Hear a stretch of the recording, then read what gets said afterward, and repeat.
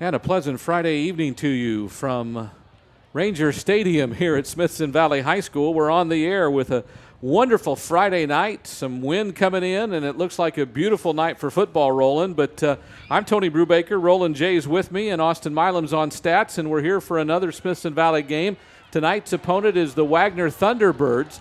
And really an exciting game because the Rangers back to 1-1 in district, the Thunderbirds 0-2, but they started out the season 3-0, Roland, and people really thought they were a team that could be competitive in this district. You know, absolutely, just as you were mentioning, when last we sat here, this was back on the 16th of September, we saw Smithson Valley fall to Cibolo Steel in a game they were in, for the most part all game. It could have gone either way up till the very end.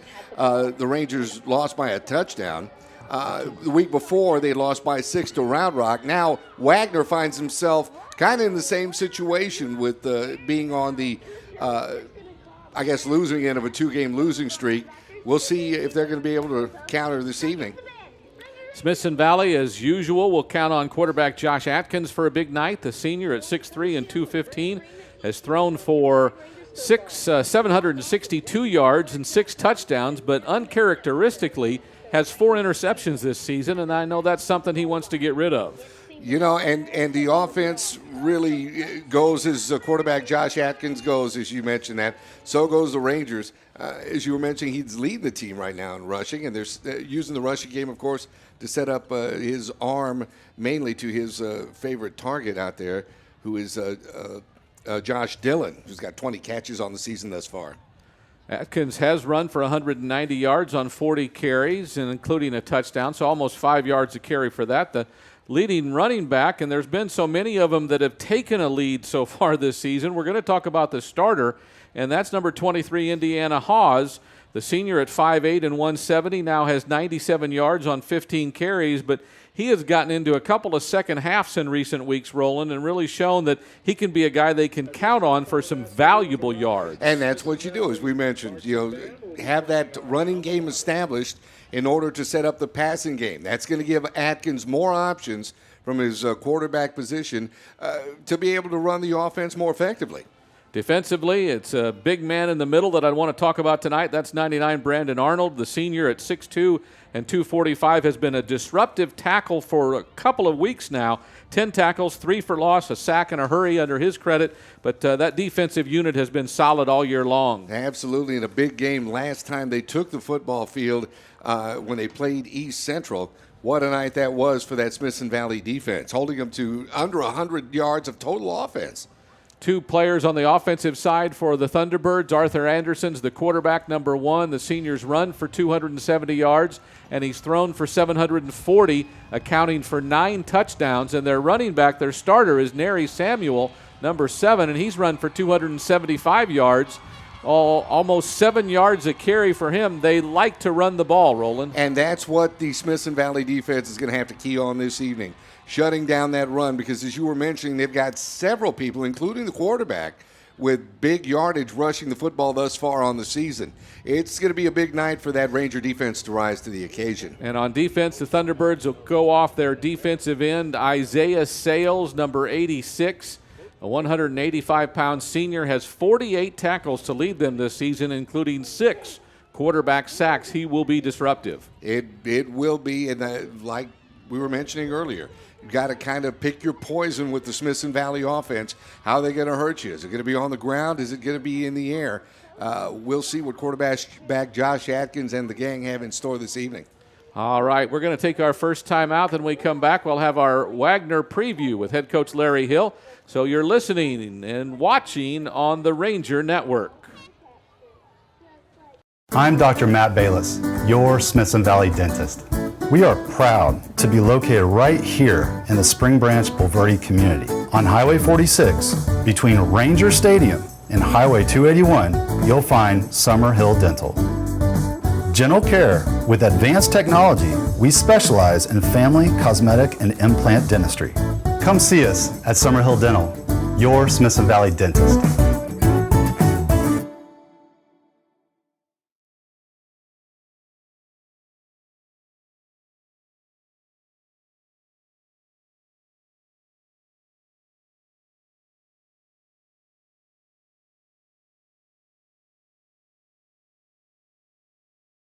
Welcome back to Inside Rangers Football. Smithson Valley playing Wagner this upcoming Friday. It's homecoming week for the Rangers as they host the Thunderbirds.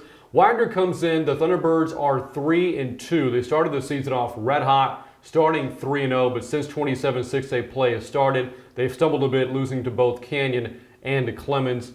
Coach, first impression of this Wagner team, what stands out? Well, they're talented and they're a little bit out of the mainstream in the sense of their style of offense and defense.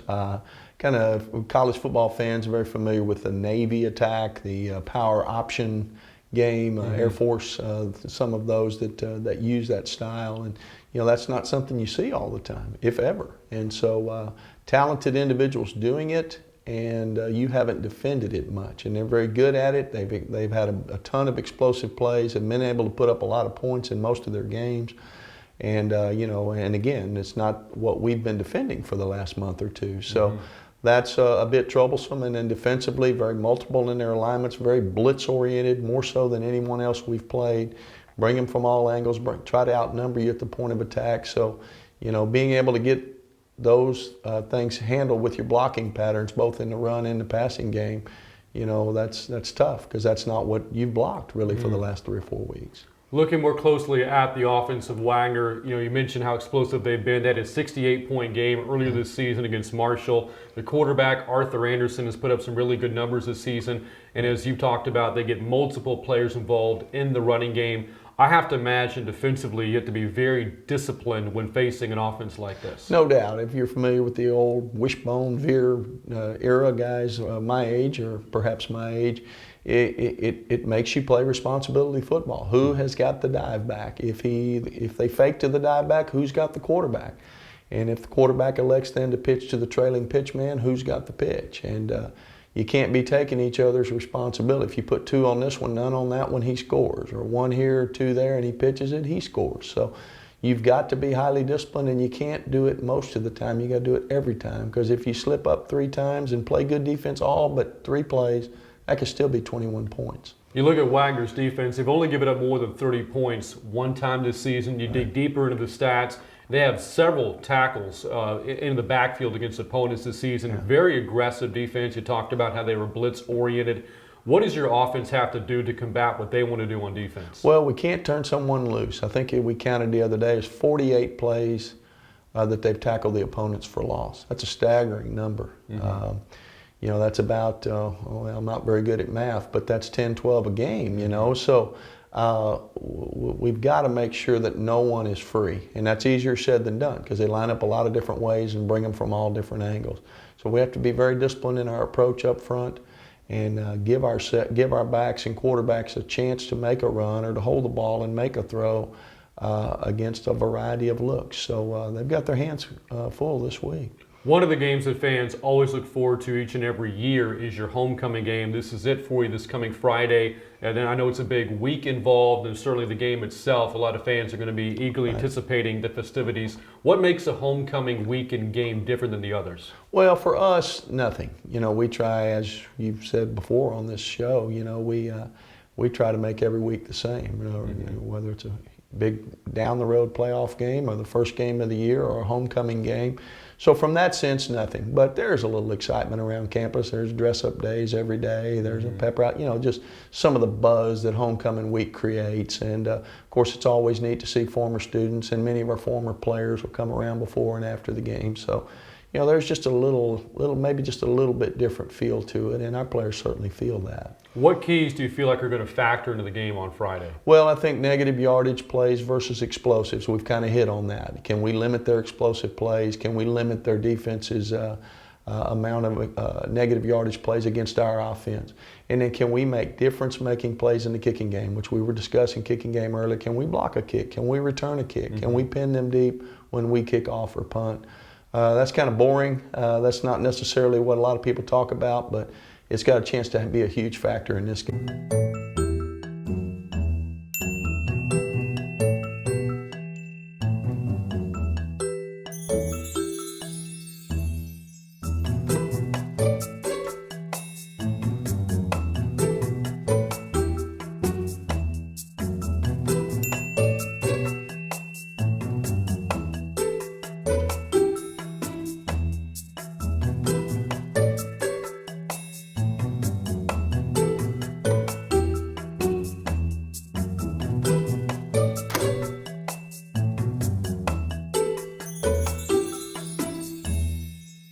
cool, right? I can control just about everything in my home from my phone since GVTC installed our Connect Home security system. Whoa, I just got a text that somebody opened my window. I'm setting off the alarm. Get GVTC security monitoring 24/7 and even control your thermostat, lights, and cameras if you upgrade to our Connect Home system. GVTC, just plain smart. Oh, by the way, Mom, I volunteered us to host the Band Booster fundraiser meeting. When? Tonight, and we'll need to have something to eat, too. No! Sure, honey. How many are coming? I don't know, like 5?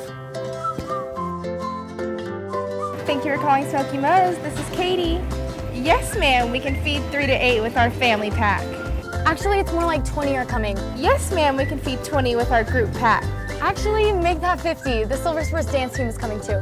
Absolutely, we can feed 50 with our group pack.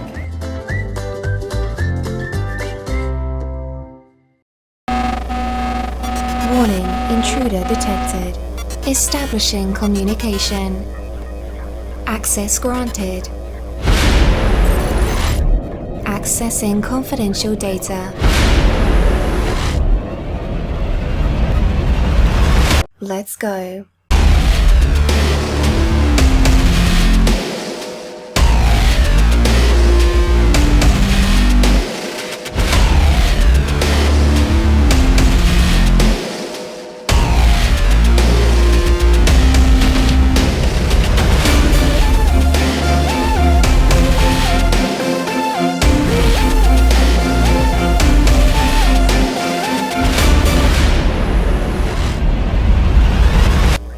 Your message has been transmitted successfully.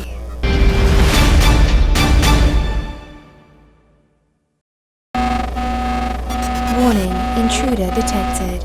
Establishing communication. Access granted. Accessing confidential data. And we're back to Ranger Stadium as you're listening to Smithson Valley football on the Ranger Network. And as kickoff was almost ready to go, the wind blew the football off the tee again.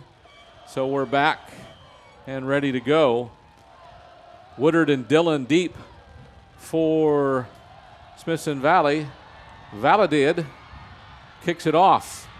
Woodard takes it inside the 10, angles right across the 20. Now the 30 has some blocks, He's has got some room. across the 50. He's got one man to beat. He cuts inside at the 25 and gets brought down around the 20-yard line. So for Mr. Woodard, Trevon gets another long run back, that one of about 70-some yards, as they'll mark him down. Finally, they're moving, but I believe it's going to be at the 20-yard line. And you know, Tony, that's one thing I was hoping we would see, and I had no clue it would be this early on.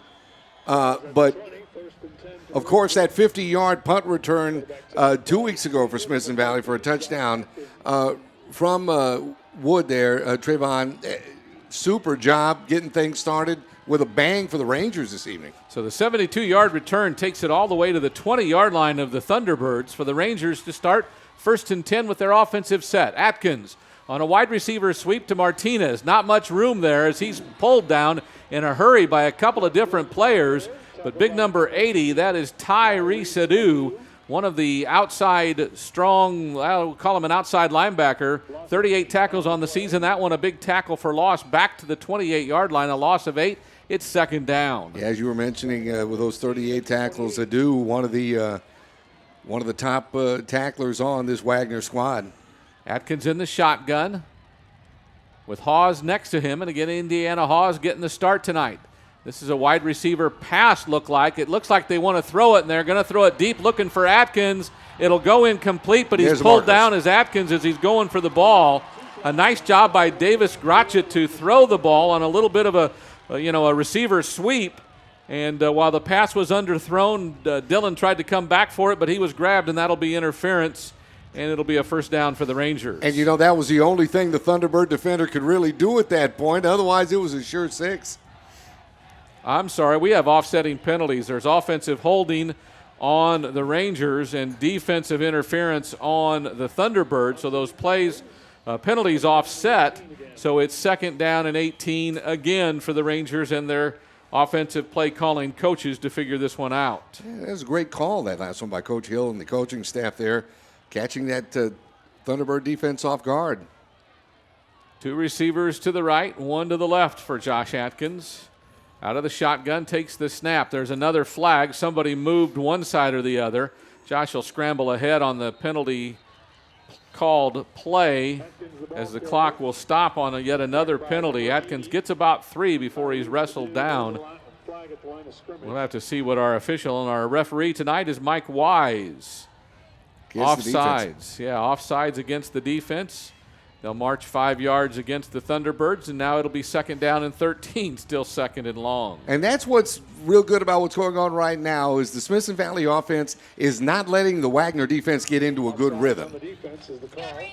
So another play call, this time 2nd and 13 from the 23. A couple of backs with Atkins now in a 2 tight end set. Here's a handoff to Hawes up the middle, a little bit of a delay. He'll scamper, he'll move. He cuts inside the 15 to the 10 before he's finally brought down in the secondary. Looks like Oliveira's one of the linebackers. And it'll be 1st and 10 from the Rangers at the 10. So just that quick, first offensive drive of the evening, and it's already 1st and goal for Smithson Valley. As you were mentioning, they're at the 10. That offense has been potent to start the game. Indiana Hawes got the start because, as I mentioned in the pregame show, a couple of second halves this year, last couple of weeks, he's been very explosive in those second halves. It looks like a sweep left, pitch to Hawes, cuts inside. A block was not performed well by Rude as he defensive end that time again Sales got off the block in a hurry along with a couple of other defenders who got there to Adu was the other one who got there and disrupt that sweep. It's a loss of 2. It's now 2nd down and goal from the 12. Yeah, Tyrese Adu was back there to bring down the Ranger running back for a loss of a couple. So again, the Atkins in the offensive unit looks to the sideline. Rude is next to Josh and Hawes behind him in that offensive set. Now motion from Dillon. Now they'll try fake a sweep right. Atkins on the run, has a man in the end zone, and it is caught by Martinez. Edwin Martinez, the junior receiver, comes up with his 3rd touchdown reception of the year as Josh Atkins has his 7th passing touchdown, and the Rangers are on the board first. Just a nice rollout that time by Atkins to get the scoring started. Found Martinez just across the end zone line there by the SN Rangers. Puts the Rangers on the board early. So the kick, this looks like Mason Reed for the extra point try. It's up and it's through the uprights. And the Rangers are on the board with a 7-0 lead as we've played about 2.5 minutes of the first quarter. And this is Smithson Valley football on the Ranger Network. Beautiful. I'm Dr. Matt Bayless, your Smithson Valley dentist. We are proud to be located right here in the Spring Branch Bulverde community. On Highway 46, between Ranger Stadium and Highway 281, you'll find Summerhill Dental. Dental care with advanced technology, we specialize in family, cosmetic, and implant dentistry. Come see us at Summerhill Dental, your Smithson Valley dentist. Hey Rangers fans, have you joined the Rangers Network? If not, now's the time. It's easy and free to subscribe. Get your phones out. Text the word Rangers to 42828 to stay in touch with all the latest Rangers news. Want that again? Text the word Rangers to 42828. Go Rangers!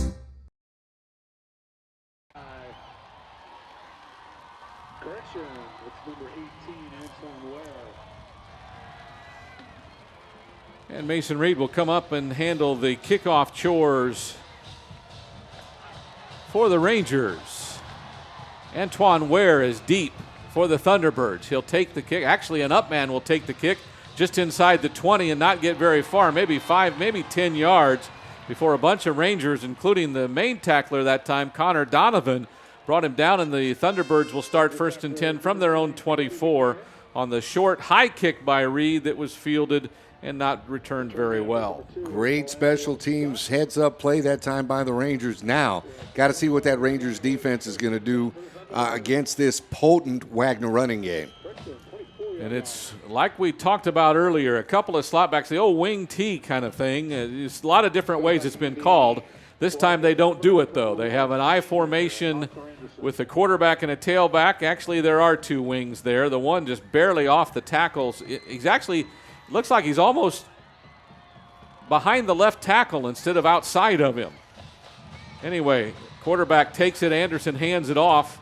It'll be a nice run. Well, not for very much, though, as the defense shuts quickly. Tackle by number 8, Taylor Nix. Taylor Nix gets credit for the tackle, but it's a gain of 2, so it's 2nd down and 8.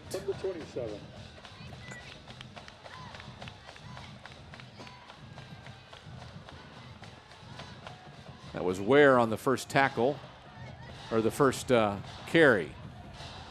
So Arthur Anderson, the quarterback. Again, he's run for 270 yards and thrown for over 740. This time he gives it to Ware on a little slot back sweep. He'll go left side, get some good blocks, but get brought down by a couple of different defenders. I think Colt Fullen and Woodard both double credit for that tackle, as it'll be 3rd down and about 3 from the 31-yard line. So again, a quarterback, that's Anderson, behind center, a tailback behind him, a slot off of each tackle on either side of the line, and a receiver either way also. This time Anderson keeps it after faking it to Ware. He's looking down the field. There's going to be defensive holding as he completes the pass to the near sideline. Pass is caught by 14. That's Anthony Anderson, the brother of Arthur Anderson. But there is defensive holding called on the secondary, I believe, is what the flag was for. The completed pass goes to the 35. It'll be enough for a first down. Actually, to the 39. That will be enough for a first down. As you were mentioning, Anthony Anderson, he's carried the ball for 131 yards himself as part of that potent Thunderbird running game. Right there, we just saw what he could do on the receiving end, as you were mentioning from his brother. Yeah, those running backs, 8.7 yards a carry, 7 yards a carry, 8.6 yards a carry. The quarterback was the only one that was really low, and he's at 4.4 yards a carry. It's not like they struggle running the ball. That was a pass, though, completed from Arthur Anderson to Anthony Anderson. And we'll have to see. I do believe they're going to take the penalty. 10-yard penalty, so it's first down for the Thunderbirds, and the ball will be spotted at the 41. So again, the Thunderbirds on the move offensively as we play with 8:14 to go in the first quarter. The Rangers up 7-0 here on the Ranger Network. Here's some motion from the left. And the old wing T, or whatever you want to refer to it, there's a lot of motion by both those slot backs quite often. This time it goes to the fullback. That looks to be Elijah Blue, number 33, who got the carry. He get a couple of yards. Looks like they're spotting him at the 42, a gain of a yard at 2nd down and 9. Good defensive pursuit that time once again. Defense holding so far. I mean, no big breakaway run thus far for a Wagner running back. Anderson again in the shotgun. Looks to the sideline as the play clock goes under 10. Checks with his coaches, now barks out a new signal, and here we go again. This time somebody came in the backfield. I think it was Newt who came in and blew up the running back, but Anderson kept it and went out to the right side. There is a flag on the play. It's like Colt Fullen came in on the stop that time for Smithson Valley. It's fine to see Zane Newts get back into it, and he blew up. Penalty is declined. No gain on the play. So no gain on the run by Anderson, and the penalty against the Thunderbirds is declined. It's 3rd and 9 now from the 42-yard line. They need to get across midfield for a first down. And the Thunderbirds, again with a receiver split either way, slot backs off of each tackle.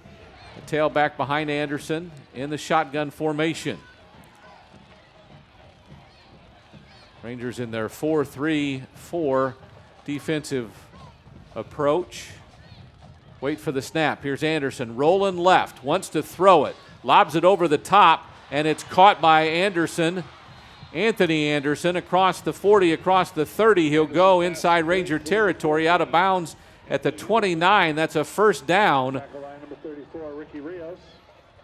Looks like about 28 yards, 29 yards on the pass and catch, and they'll go no huddle right away and be in a hurry. Anderson with a running back right beside him now and no slot backs. And here's illegal motion by Ware, I believe. Antoine Ware, the senior slot back who was out wide that time, came in motion towards the line of scrimmage, or came in motion towards the rest of the players from his wide right position and turned upfield before the snap was made, and that's illegal procedure. They'll lose 5 yards. Back to the 34 it'll go, and now it's 1st and 15. You know, you almost wonder in this kind of scheme that they're running, the amount of illegal motion penalties that have been called on the Wagner offense. Seems like it'd be very easy to get caught up in.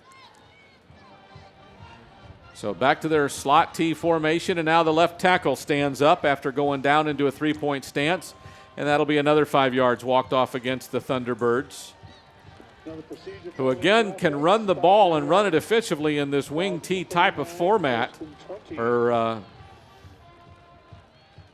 lineup, but they keep shooting themselves in the foot with just silly mistakes. Exactly. Penalties, poor decisions. So Anderson takes the snap, gives it to Blue up the middle. Tries to wrestle his way, but a lot of Smithson Valley defenders are there, a whole bunch of them. 5 actually go down with him to the ground. We'll wait to see who comes off the bottom of the pile. That looks to be Jacob Zuber, one of the first ones there to make contact. So it's no gain, a loss of 2. It's 2nd down now and 17. Zuber, Taylor, Nix, a host of other Rangers in on that stop. They're just concentrating on the man with the football, and that's the way to play this.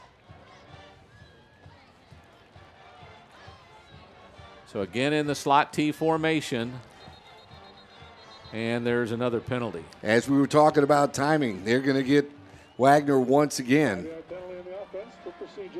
Another procedure penalty. That's been about the 3rd one this drive on the Thunderbird offense. Just a question of getting that timing down, and little hiccups in the system. So 2nd down in about a day and a half. 20 to be exact. Smithson Valley staying very, very tight in assignment football. This is what the defense really has to. And Anderson fakes it to Ware on a slot carry and gets back inside the 40 to about the 37. So give him a gain of 4. It's now 3rd down and 17. 3rd and 17. Good discipline. They're looking very disciplined out there defensively. Is that Ranger defense. Keying where they need to key and going where they need to go. So from the 37, it is 3rd down and actually 18 for a first down as they need to get to the 19-yard line. Okay, one of the slots on the left side breaks wide, so 2 receivers left, 1 right. Straight drop back. Anderson looks across the middle. It looks like the ball might have been deflected at the line, and Anderson also got bumped on the blitz. The blitz that time came from Nix, so the pass goes incomplete as it was well short of the intended receiver, which was Ware. And now the Thunderbirds from their 37-yard line of Smithson Valley will line up to punt, I believe. And, you know, Tony, we were talking a little bit earlier. You were bringing up that the Wagner offensive line really not that big, comparatively speaking. I think you said the right side of that line was probably close to 300 pounds, whereas the other side were just over 200. Yeah, 290, 270 on the right, 230, 230 on the left. Here's a punt try, but a bad snap. It's picked up by Saldana, who is the punter, and he won't get very far.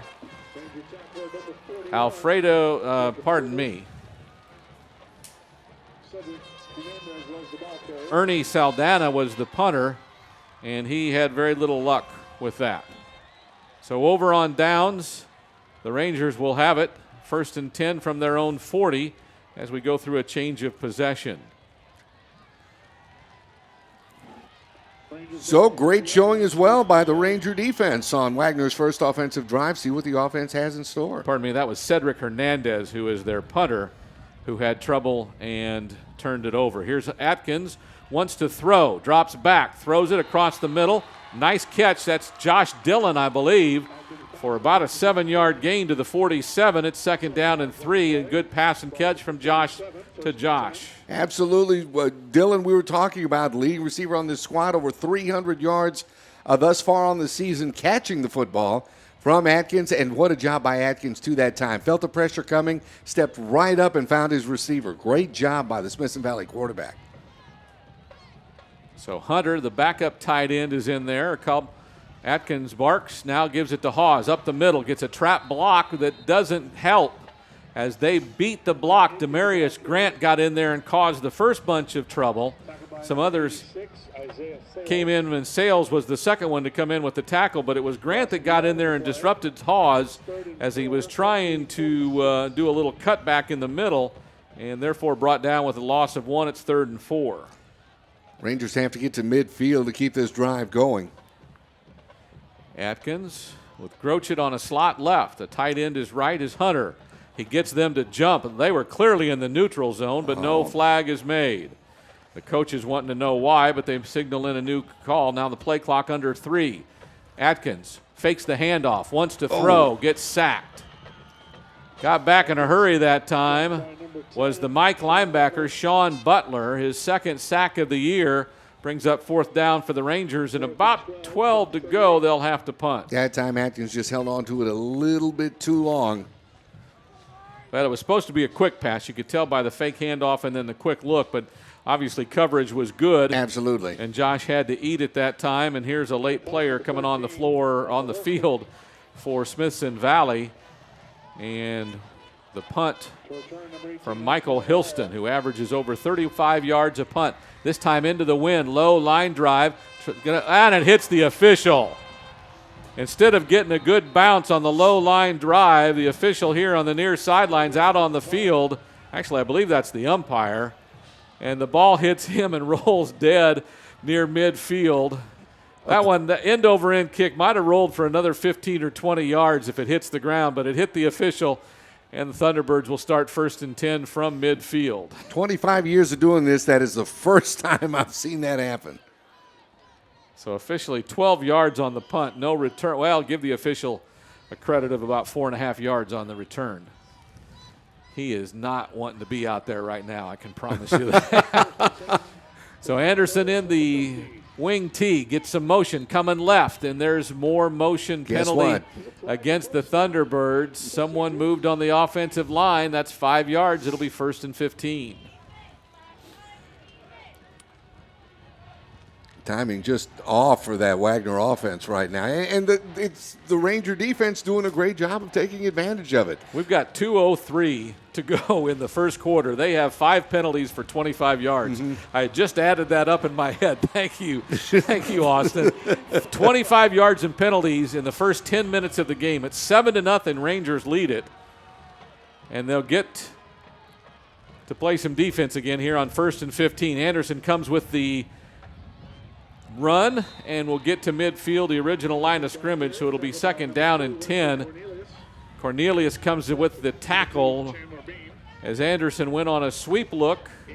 Instead of pitching it, he kept it and was brought down after a gain of 5. And that might have been the biggest game they had on the ground thus far this evening. Of course, with under 2 minutes left in the first quarter, that pickup of 5. Great job by the Ranger defense. Clock continues to run as we near 1.5 minutes to go here in the first quarter. Anderson wants to throw this time. Rolling left, has Ware, but Stead throws it short.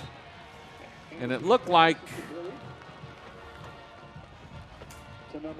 it looked like number 6, but they don't have a 6 on their roster. That's my biggest problem with that call. Well, as guys, it is number 6, but they don't have a 6. Maybe Anthony Hughes is number 5. I don't know. Could be. That gained up to the 42, so give him a gain of 8. It's 3rd down and 2 from the Smithson Valley 42. Those fives can be tricky sometimes. You're right. Anderson takes the snap, gives it to the tailback. That is the Elijah Blue 33, and he'll get a first down carry up to inside the 35 to the 34 before he's brought down. Yeah, Woodard was in there too, along with a couple of linebackers. Gibbons and Nix, I think. So it's at the 34, and it's 1st and 10. Receiver either way, slot backs either side. Now motion coming left. They give it to Blue up the middle, and he's blew up. The ball's loose, and I think the Rangers think they have it. The ball is loose, and it has been recovered by Smithson Valley. So the first turnover of the game gives the ball to the Rangers at their own 33. I don't know who made the hit, but somebody put a lick on Nix, or on Blue, I'm sorry, and the ball came out, and the Rangers have it.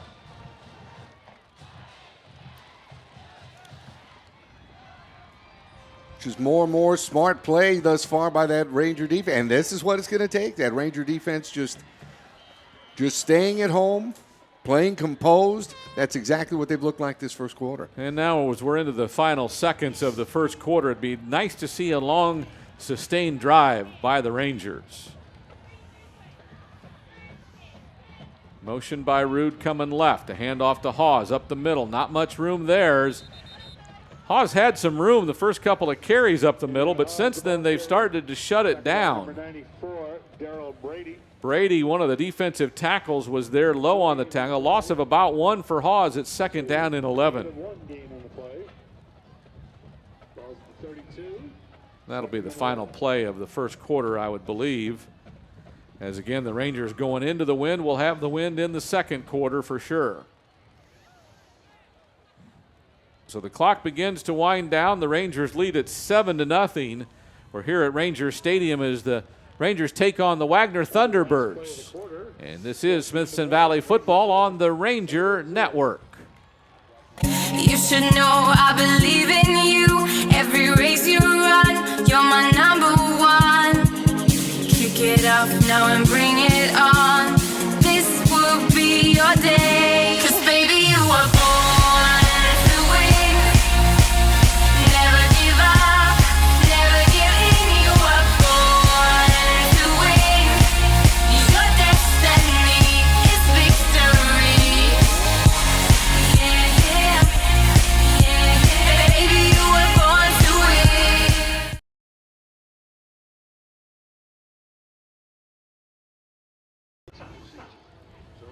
As we're back to Ranger Stadium on the Ranger Network, Smithson Valley football leads the Thunderbirds of Wagner 7-0 after the first 12 minutes.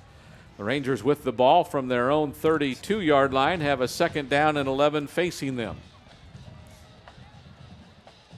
And we have what was given to us as the Wagner roster during the week, and we've now found 2 different players who have participated in the game tonight who aren't on the roster. So with that, we'll be very cognizant for you to tell you who we think it is. And Austin Milam, our stat keeper, will not have any idea who it is because he's trying to do stats, and it's hard to do stats when you don't have that player loaded in. Tony, nothing gets by this man. Austin Milam's on the ball. The Rangers with motion. They'll fake it to Atkins on the receiver sweep and throw it down the middle of the field. Intended for Michael Hilston, but Josh overthrows him by quite a bit. Hilston trying to set up maybe a penalty as the defensive back might have been holding him, at least the way he made it look might have been holding him. It's 3rd down and 11, no call, incomplete.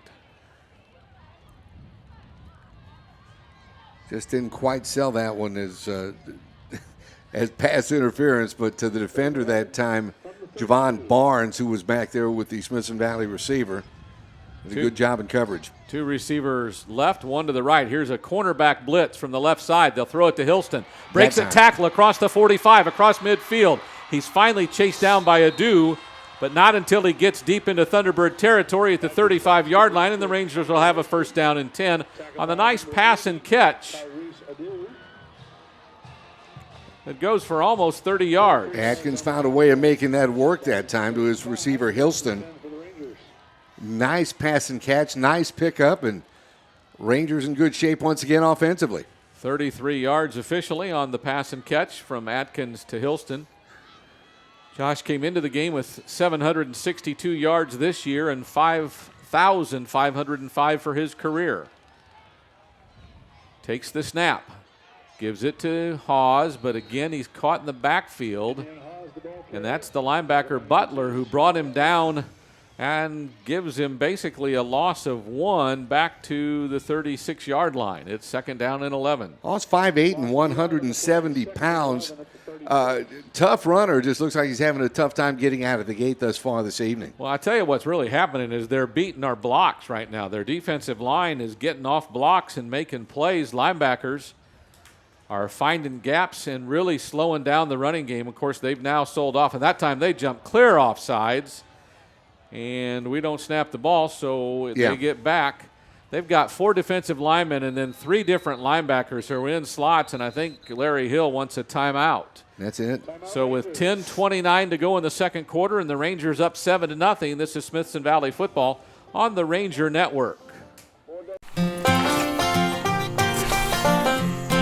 Boy, it doesn't get any better than this. Ain't that the truth? I'm glad we got a chance to do this with you being so busy with football. Yeah, and you don't have any free time working on all those people's smiles. Hey, what do y'all think y'all are doing? You got kids to coach and we have smiles to make.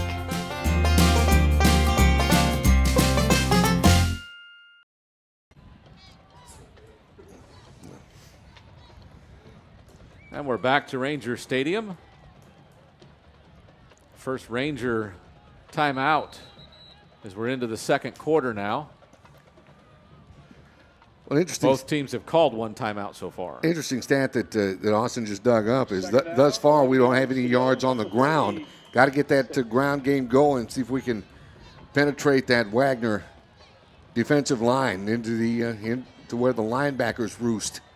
Here's Atkins, fake on the receiver sweep. They've got somebody in there, and that's Butler again.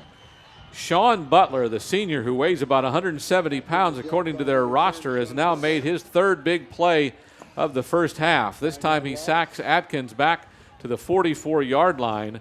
So a loss of about 8 brings up 3rd down and 19 for the Rangers, as all of a sudden the offensive movement is not real good. And they'll need to come up with something here on a big 3rd down play, and it may be 4-down territory, or if you don't want to pin them deep, especially if we can come up with a big 3rd down play. Atkins fakes the handoff, gets some blocking, has a man. It's Martinez left side, overthrows. It's incomplete, and it is 4th down, and the Rangers will punt. Kenneth White back defensively that time for Wagner. Just overthrew Martinez by a couple of steps. A couple of more steps, Martinez would have had that, but as you were mentioning, it is 4th down. So Michael Hilston, who had his first punt into the wind, go off the back of one of the officials, so he only got, there's a penalty flag. Is this, with the wind at his back, he'll load this one up all the way to the end zone. So 44 yards on the punt. There is a penalty flag. No return, but the ball will be spotted to the 20. And we'll have to see what the penalty is before we say this one's good to go. Illegal procedure on Smithson Valley. Will the Thunderbirds make him punt again? No, it doesn't. Well, they'll just add those 5 yards onto the 20, so the ball will be spotted at the 25. Is that right? We'll have to wait and see as the defensive unit comes out and the Thunderbirds offensive unit comes out. Actually, they're going to move it to the 25 now. So 5-yard penalty against the Rangers helps them to start their drive at the 25. And again, the defensive unit will be asked to hold as the Rangers lead at 7-0 here with 9:41 to go in the second quarter.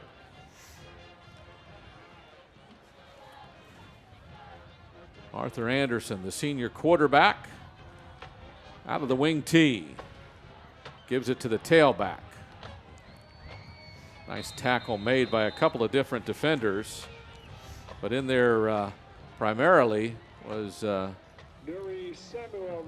Jaden Deaton is now playing defense, it looks like. We were wondering why he wasn't starting in the backfield. He's playing defense. He's playing linebacker right now, Jaden Deaton. And he, after a short gain, takes the ball to the 22, a gain of 2 at 2nd down and 8. And that was the tailback Samuel who carried it the first time. They'll fake to Samuel this time. Anderson wants to throw, looking a corner route for Ware. He'll catch it across the 40, be wrapped up and brought down quickly, but not until a nice patch and catch. Chandler Beam gets credit for the tackle, but a gain out to the 40 means first down for the Thunderbirds.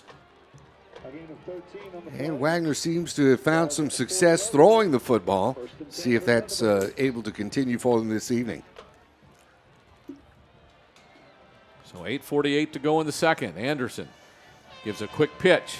This looks like Samuel coming left. He gets hit and brought down. And that's Jaden Deaton. I'm telling you what, the guy listed as a tailback actually started at tailback a couple of games this year, is now playing linebacker for the Rangers. And he just made a solo tackle in the backfield for a loss of 1 at 2nd down and 11. And that was, I felt that up here. That was solid. So the Ranger defense got a little more depth to go with Jack Gibbons and all the others of Nix and Zuber and so forth. Thunderbirds now.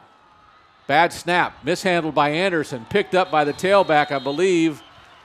That is Samuel, but it'll be a loss clear back to the 29. Arnold was there first. They'll give him credit, but that was a bad snap that Anderson couldn't field, and then like I said, the tailback picked it up and was brought down quickly by Brandon Arnold, pardon me. But that's a good defensive pursuit. That's the way to take advantage of a Wagner miscue. So the Thunderbirds look at 3rd down and 21. And it's not the first time tonight they've had that. Wing T, slot either side, receiver either side. Anderson wants to roll back and wants to throw. Rolls to his right, goes wide, throws it wide, and incomplete it goes. Good coverage by Mason Pierce out on the left side. And it'll be 4th down, and the the Thunderbirds will have to punt into what continues to be a 20-mile-an-hour plus wind. I'd have to say probably 20 to 30 miles an hour from left to right on the field tonight. See if I can get some research on that to wind. It is very windy out there. Cedric Hernandez is deep to punt. Woodard is not very deep to receive it. That's a high snap, and it's blocked. It is Taylor Nix who got a hand on it. It's loose. It'll be downed at the 21, and that's where the Rangers will go 1st and 10. Taylor Nix looked like he was the first one in there, but there were others. I think Chandler Beam was in there as well, but another blocked punt by the Rangers set their offense up. And what had happened there was the snap was high. There's a penalty being declined right now on the field. I believe the penalty was on Wagner yet again. However, the snap was high. Punter had to jump for that, and it allowed Nix and others to get in there, penetrate, and make the block to give the offense some great field position. The funny thing is the snap was high, but just like the first time when they didn't handle the punt situation, well, I'm not sure we wouldn't have blocked it anyway because he didn't even get the ball down to his foot before it was blocked on that one. So Atkins now has 2 running backs, Rude, and I think it's Hawes with him now. Woodard. They fake the sweep to him from the wide receiver slot. Atkins runs straight ahead before he's brought down after a gain of a couple, maybe 3. And, that was a good carry that time by Atkins. Sometimes it takes your quarterback to spark that running game, and that's exactly what Atkins did then, taking it up the middle. Javon Barnes along with Darrell Brady with the tackle. A gain of, they'll give him 3 to the 18. It's now 2nd down and 7. And as I mentioned, Woodard's in the game at receiver. Here's a handoff to Hawes. Now, I have to see who that running back is again. As this time the ball is carried for about another yard. Let's see, I believe that 31. Yeah, it's not. It's the other backup, Nick Aiken, a sophomore, 5'8", 150. He had the carry for a yard that time, and he'll stay in. As they all look to the sideline now for the play call from the offensive coaches. It is 3rd down and 6 from the 17-yard line. Play clock now under 10. Atkins in the shotgun. 2 receivers left, 1 to the right. The snap, quick look, looking right. Has Martinez, Beautiful. beats his man as he runs right by Kenny White. And that's a touchdown for Edwin Martinez, his 2nd of the night, the 4th of the season. And the Rangers go up 13-0 with the extra point to come. Perfectly run pattern by Martinez. Perfect strike that time by quarterback Josh Atkins. You can't ask to draw that up better. That was just a beautifully executed play. The best thing about it is Josh did a nice job of taking the snap and looking left right away. And as Martinez went right at the defender and then broke inside on a skinny post, the extra point try by, I think that's Mason Reed, is up and it's good, and it's 14-0. Smithson Valley takes the lead with 5:56 to go here in the second quarter. We'll keep it here as the Rangers get on the board again, and this time, just like the first time, it is Martinez from Atkins for the touchdown, and the Rangers lead at 14-0 rolling, and that was a nice drive off, again, a short field because of the blocked punt. Absolutely, a 3-play, 21-yard drive. They ate 1:22 off the clock, resulting in that beautiful pass that time from Atkins to Martinez. It just doesn't get any better than that. And the Rangers offense has got to take advantage of situations like that. So the 17-yard pass play is for the 2nd touchdown of the night by the Rangers. And for the 2nd time, it's been Atkins to Martinez. And really, looking at numbers as I'm getting ready for the game tonight, Martinez in the last couple of games has had fewer receptions than he did the first couple of games. Maybe a forgotten receiver in all the schemes and everything, but tonight he's been the big guy with 2 touchdown receptions. Exactly, and sometimes coaches look at that and they say, well, they're not paying attention to this receiver, so. Mason Reed's end-over-end kick with the wind goes sailing over Ware's head and out of the end zone. The Rangers averaging less than a yard per punt are throwing for over 17 yards per pass completion. So again, the drive, which was 3 plays, 21 yards, took a little over a minute. And the Rangers up 14-0 with 5:56 to go. And again, with the ball through the end zone, the Thunderbirds will start 1st and 10 from their 25. It looks like the 25-yard line, correct? That's where Wagner will be starting. So the Wagner offense with Arthur Anderson at quarterback. Gives it up the middle. Oh, that was good tackle that time. Fake. Oh. Good fake. Anderson kept it. We all thought he gave it. I said that's how good it was. Elijah Blue didn't have it. He was tackled right away. Anderson kept it and went wide right and got a 1st down clear out to the 45-yard line on the nice scamper by the senior quarterback. And that's a good thing about, or the positive thing, the thing that works for that Wagner offense. Very slippery like that. So Anderson again will send a slot to either side, this time a receiver to the right and a tight end to the right. So Anderson ready for the shotgun snap, takes it, gives it to Ware on a slot back sweep, but no room going. I believe that's Brandon Arnold who tracked him down in the backfield and sent him out of bounds just across the 40 to the 42. So it'll be 2nd down and about 12. That's right. That time Anderson carrying the football for Wagner. Great pursuit once again. Brandon Arnold, we've called that young man's name a few times thus far this evening, having a big game on defense. So 2nd and long for the Thunderbirds. Anderson with nobody behind him now. 2 receivers left, 1 to the right. Takes the snap, wants to throw, has some pressure, gives it to a man coming back to him. I believe that's Ware. But a nice job of tracking him down is Jacob Zuber, the junior, with the tackle. Give him a credit of about a yard or 2 to, we'll say, the 44-yard line. It's 3rd and 11 now for the Thunderbirds. A gain of 2 on the play. It'll be 3rd and 11 from the 44. Wagner is 2 for 4 on 3rd down so far tonight.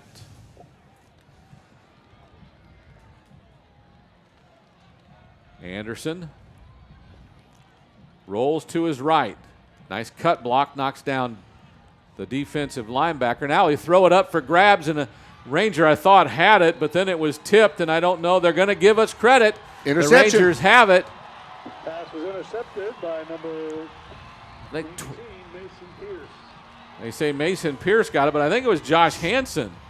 Hansen was the one who came out with the ball, I thought, 22. It did look like Hansen, yeah. The senior, the PA announcer just gave it to Pierce, but I think Josh Hansen, the senior, gets his first interception of the season. In any event, the ball's at the 37 of Smithson Valley, and the Rangers have the ball with 4:45 to go here in the first half and a 14-0 Ranger lead. Turnovers. That's what's been hurting Wagner thus far in the first half. A couple of huge turnovers.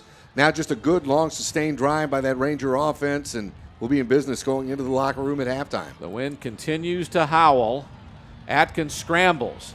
Lets it go long. Looking for Woodard. Hits him on stride, and that's a touchdown. Oh, my. 63 yards. Josh Atkins with his third touchdown pass of the night. This time hits a streaking Trayvon Woodard for the distance. For Woodard, so far this season, he has 4 receptions, 3 of them for touchdowns, and that wasn't quite as good as his long of the year of 79 yards, but his average of over 39 yards a reception will go up on that one. Woodard is just explosive, and I've got to apologize to him. I've been calling him Wood all night because that's all that's on my roster. They couldn't get the ARD in there, but that's okay. We're in good shape. Mason Reed on for the extra point try. The snap is good. The hold is good. The kick is end over end through the uprights. And the Rangers are on the board again. With 4:37 to go, that means they scored in less than a minute and a half. This time Atkins to Woodard for 67 yards and a touchdown. And that young man. No, you told me 63? Yes, I was 63. So it was 63 yards, not 67. And it was still a touchdown because they can't take that away from us. The Rangers have gone up 21-0. And that explosive speed that Trayvon Morgan Woodard just has. He's been very impressive in returning a kickoff earlier. As we harken back a couple of weeks ago to his punt return for a touchdown, breaking away to get open on that particular pass and catch. Very entertaining young man to watch. Unbelievable. He hasn't played a lot of offensive snaps tonight, but when he's on the field, he's always a threat to go long. And let me just say again, Josh had a little bit of pressure, but the offensive line and all the blocking held up for him to be able to throw the ball down the field and throw a perfect strike to make it 21-0. The end-over-end kick will go into the end zone and be downed right there by Ware for Wagner, and the Thunderbirds will start 1st and 10 with 4:37 to go here in the first half. Well, Tony, an interesting stat that Austin has just crunched for us of 136 offensive yards thus far, 132 of those in the air. For Smithson Valley have been in the air, have been by the pass. And I don't know that surprises me a whole lot because when we talked in the pregame show, remember we mentioned the fact that their defense, most all of their tackles were in the line and in the corners or strong safety or the strong side linebacker. So I'm not surprised necessarily that they have a lot of have been able to stop the run, but they haven't been able to stop the pass, so that's okay. Here's Anderson, hands it off up the middle. That's Blue, but he doesn't get much at all as the defensive line, similar to what we saw a couple of weeks ago when we played Austin Anderson. They're just not getting enough blocking up front to stop our defensive line's spurts. Nick's over to make the stop. A little help from also from Gibbons in on that stop. Defenses look sharp. It's Blue behind Anderson. A receiver either way, a slot back either side. Anderson wants to throw right side over the top of his receiver, and it goes incomplete. It'll be 3rd down and 11 from the 24-yard line. And if we could bother Mr. Milam just to see how many yards thus far on the ground Wagner has, be very, very interesting because it seems as though Smithson Valley's just done a great job. 36 rushing yards thus far in the first half. We're almost at halftime. And this is an explosive running game. This is what they do is they run the ball. Anderson in the shotgun. A slot back either way. This time the left side receiver is in tight. Play clock goes under 10. They'll snap the ball. Anderson looks right again and throws it wildly again to the young man wearing number 6 who's not on any roster we have. So the pass goes incomplete. It's 4th down and 11. And I think with 3:35 to go, the Thunderbirds will have to punt again. And several of the young men in white uniforms of the Wagner Thunderbirds are getting frustrated with hands on hips and disappointment looks and body language. That's right. You know, the passing game was working for them early. And right now, as we notice, it's just not clicking at all. Don't know how much of a factor the wind has to do in that, but it's got to play some factor. Hernandez, the punter, will get it off into the wind, but the wind will knock it down. It'll barely go 10 yards, maybe give him about 14 when it finally dies at the Thunderbird 37. Just barely. But Cedric Hernandez gets we'll call it a 14-yard punt. Got a penalty marker over here back at the 21.5-yard line. Wonder if the Rangers ran into the kicker. Illegal procedure on Wagner, no. So the ball is spotted at the 37, and then will they give us 5 yards with the penalty? So that'll be at least 30 yards in penalties by the Thunderbirds. As the ball will be spotted now at the 32, and the Rangers have another short field with 3:45 to go in the first half. Unfortunately for Wagner, it's just the call du jour. It's been procedure against Wagner most of the evening. As you said, they're, 30 yards as far on calls? In penalties? Something too much. Oh, my goodness. So here comes Josh Atkins and the offensive line back out. First and 10 for the Rangers at the 32. Brooks, Baumgartner, Dix, Scherber, Antonelli putting some blocks out. Here's Hawes up the middle, gets popped, spins away and gets another couple of yards after the initial hit by Dew. So for the first time tonight, more than a yard. Well, I think they're going to spot it at the 31, so only a yard for Hawes. And again, running the ball has been tough going for the Rangers tonight, who've had most all of their yards through the air. And it is their linebackers, Butler and Adu, the two guys who've come up with most of the tackles on those running attacks. So a tight end right, a receiver right. Now two receivers on the right side with Martinez in motion. And there's a flag on procedure. Yeah. Atkins wants to throw, gets hit as he does. It's caught. What a catch. By Wagner, but I believe the penalty will be against the Rangers. We'll have to wait and see. It will be. What an effort to pull that in, though. Of course, yeah, it was against the Rangers. So motion. We'll take it, make it second down, and instead of 9, it'll be 14. And again, Josh, after he threw the ball, got hit by two different defenders. Didn't look to be end result as hard a hit as I thought it could be, but Wagner did a nice job of leaving his feet and coming down with that ball on what would have been a first down catch. He did, and he was covered too.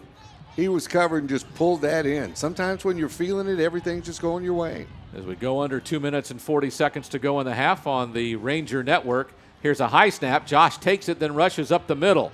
Won't get far before Butler brings him down, just past the 32 to the 31-yard line. Rangers hurrying up now with 2:26 to go. Quick huddle on 3rd and 9. Atkins takes the shotgun snap, looks left, keeps the ball himself, wants to carry it up the middle. This time crosses the 30 to the 29. It's 4th and about 6. We'll see what the Rangers want to do. They look to the sideline. The offensive unit still on the field. Michael Hilston comes off the sideline with another play. It is 4th down, and as I mentioned, about 6. Clock goes under 2 minutes to play. Play clock goes under 20. The Rangers are going to go for it, up 21-0. Two receivers right, one to the left, a slot to the left. Atkins looks left. It's Martinez, and he overthrows him. A little too high and a little far in front of him. There was pressure up the middle, and that was Butler on a blitz. So turning it over on downs with 1:42 to go in the half. It'll be Wagner football from their own 29-yard line. Similar to one of the touchdowns we saw earlier tonight. That was just a little skinny post by Martinez, this time from the left side, not the right side. And Josh, as I mentioned, threw it a little bit too high and in front of him. So Anderson will be back in the backfield. This time, I believe it is the starting tailback who takes the catch out of the backfield. Oh! And Trayvon Woodard says, "You're not going very far tonight." That was Samuel who caught the pass in the backfield, and Woodard came up and put a lick on him right at the line of scrimmage. It's no gain on the reception, tackle to Woodard. Woodard fast. He can hit you. Goodness. No gain. It looks like no gain on the play. I believe the receiver over there probably should have been blocking. That's Colangelo Scott, the junior who has no stats, was supposed to block on that play, and he didn't very well. Anderson on the move, has some pressure, throws it, and it might have been caught. Incomplete is the call. That was intended for number 6, whoever he might be. But it'll be 3rd down and 10 from the 29 on the incomplete pass. The mysterious number 6. Hopefully at halftime someone can tell us who he is, and we won't be like this in the second half. So everybody, as the game clock is stopped with 1:04 to go, the play clock now at 15, as they look to the sideline and now finally get a play. Anderson comes and tells his offensive line, a receiver either way, a slot back either way. The lone tailback is Samuel. Anderson takes the snap, fakes the handoff, keeps it himself, scrambles up the middle, won't get first down yardage as he's brought down across the 32, and Smithson Valley wants to call a timeout to stop the clock, stop the clock, usually is what you'd say. So it'll be 4th down for the Thunderbirds and punting time with 58 seconds to go. And the offense looks like they're going to get their hands on that football one more time for the half. And with the wind blowing as it is and their inability to snap it effectively on punts, this could be another short field for the Rangers if the T-Birds have another miscue. Again, our referee tonight is Mike Wise, the umpire Michael Finn, Erico Barrera, the head linesman, the line judge Brian Anderson, and Dave McCormick is the back judge. So from the 32 after the timeout, there'll be 58 seconds to go, and the Thunderbirds will have to punt. Break down, 7 yards to go. Cedric Hernandez to punt. Trayvon Merrick, Woodard to return. Woodard is deep for the punt, but again, I say not very deep.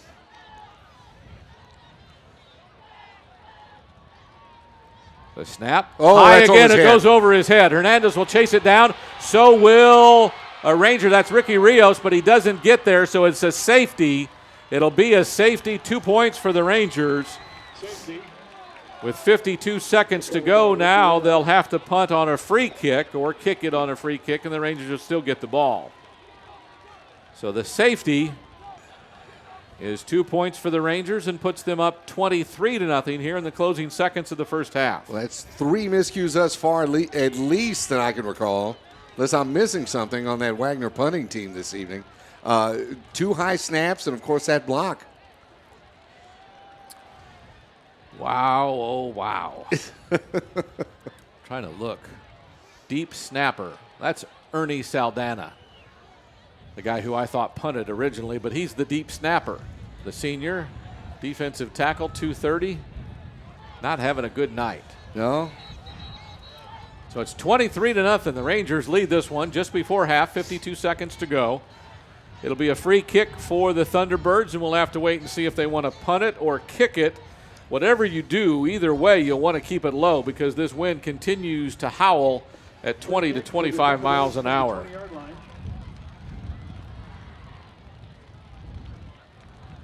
And if they can get it back there, Woodard, and he's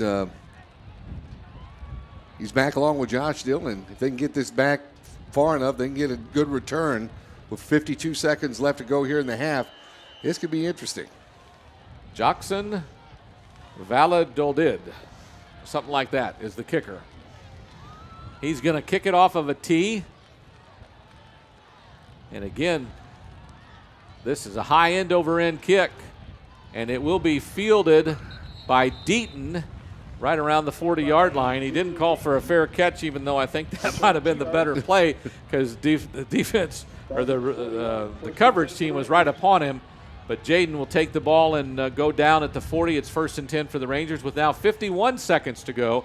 Here in the first half, they'll have 1st and 10 from the Thunderbird 40. Well, you know, looking at him playing on the defensive end of the football tonight there, Tony, he might have just wanted to take it and get a little action. Oh, I don't think there's any doubt he wanted to run it.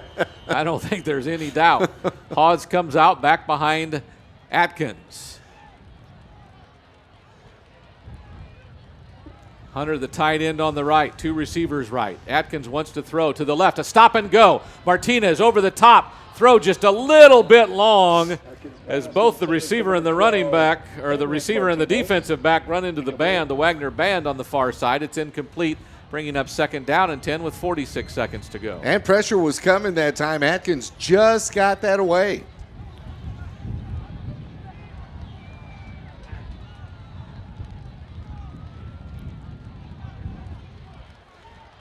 See if they elect to go to the air once again.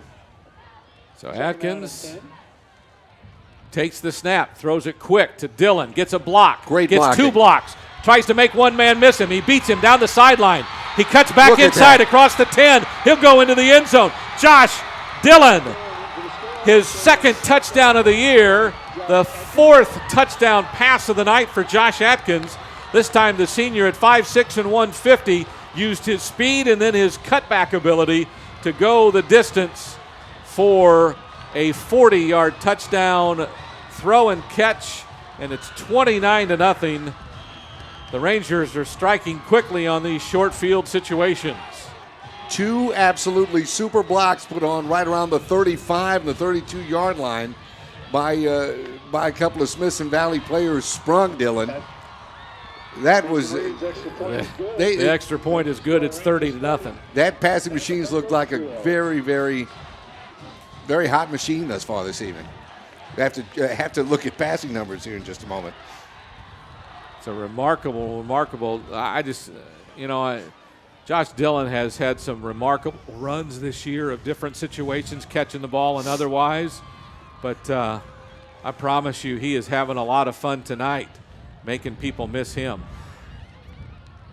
11 catches thus far for Ranger receivers for about 172 yards. Are averaging somewhere around 29 yards a catch on this Wagner defense. 30-0 at halftime. 18, Antoine Ware back to return. Mason Reed the kick. Again, Ware is deep. Everybody up to the kickoff. Mason Reed will kick it off for the Rangers.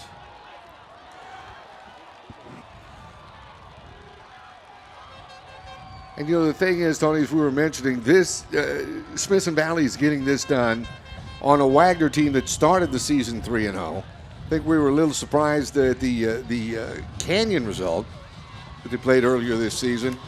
But, wow, what a job the Rangers are doing all around the football. 35 seconds to go. Reed's end-over-end kick will take Ware into the end zone where he'll down it, and the Thunderbirds will start 1st and 10. Ball's kicked in the end zone, down by the Thunderbirds. 1st and 10 at the 25.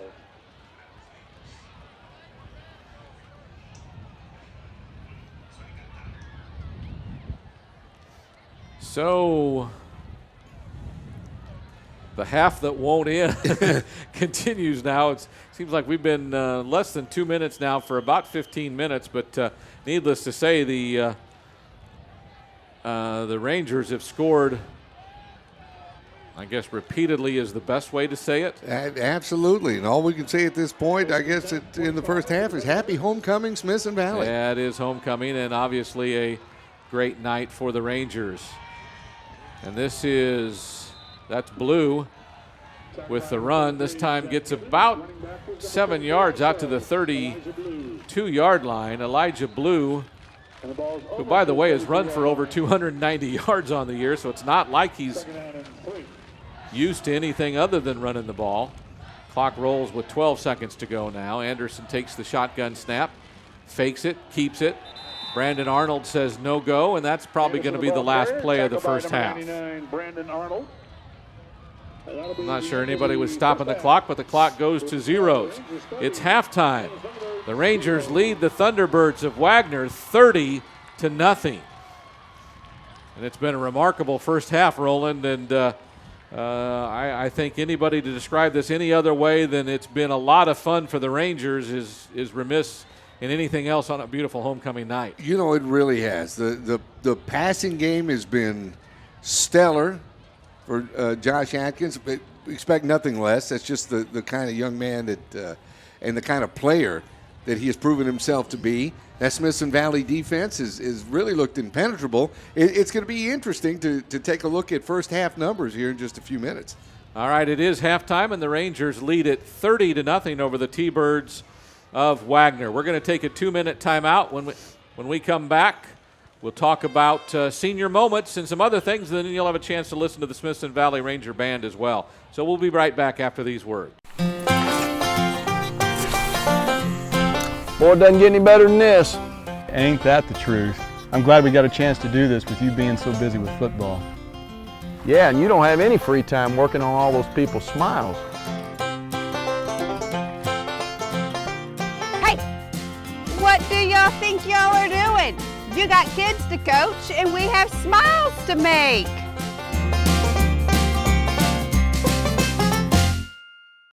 Get your guns up. Do you know exactly what qualifies it to be a marsupial? We have a whole new group of seniors this year, but some things always stay the same. Get your phones out, text your mama hi, and tell her you love her. On the field, they're all business, but in here, it's all fun and games. Coach Hill's gonna be pretty impressed. Nick, when does that noise come in handy?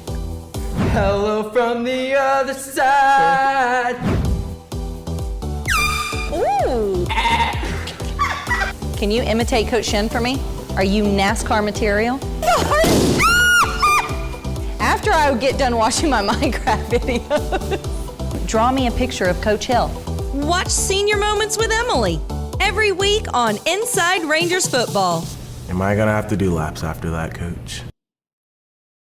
This November, vote for a man who knows how to be an American in America for Americans. Vote for Coach Hill for President of the United States. He's not afraid of anything. And then the ninjas come out of the forest. Ninjas? Who wouldn't vote for a president who had ninjas in their video? But I don't want to be the president. But you're from Texas, Coach, and that makes you a shoo-in. I'll make sure to put that in the video. But it doesn't matter, because I don't want... I know! We should get John Wayne to be in your video. John Wayne? I can hear it now. The new president of the United States of America is... Whoa. I just have to say that if I was president, I couldn't coach football anymore. Well then, I'm officially resigning as your campaign manager and vice president. Okay then. Coach, how tall do you think you have to be to run for president? This political ad was paid for by Wick Productions. Watching a video is just better than reading stuff. Thanks, Coach. Thanks, Brant. So I'm here with John, KJ, and Harrison. Boys, I don't know if you know this, but I'm real big into making sure that your moms feel appreciated. So before we get started, if you get your phones out, text your mama, tell her hi, and let her know you love her. John, do you think it's possible to cry underwater? Yes, because SpongeBob cries underwater. What makes SpongeBob cry? Not having a spatula. Not having spatula. Who's spatula? The spatula is burger spatula. Oh, okay. SpongeBob likes burgers? He works. Yeah, he works the Krusty Krab. I've never seen SpongeBob. You have not lived yet. So I need to watch SpongeBob Really to catch is. up. KJ, what has been your favorite age that you've been so far?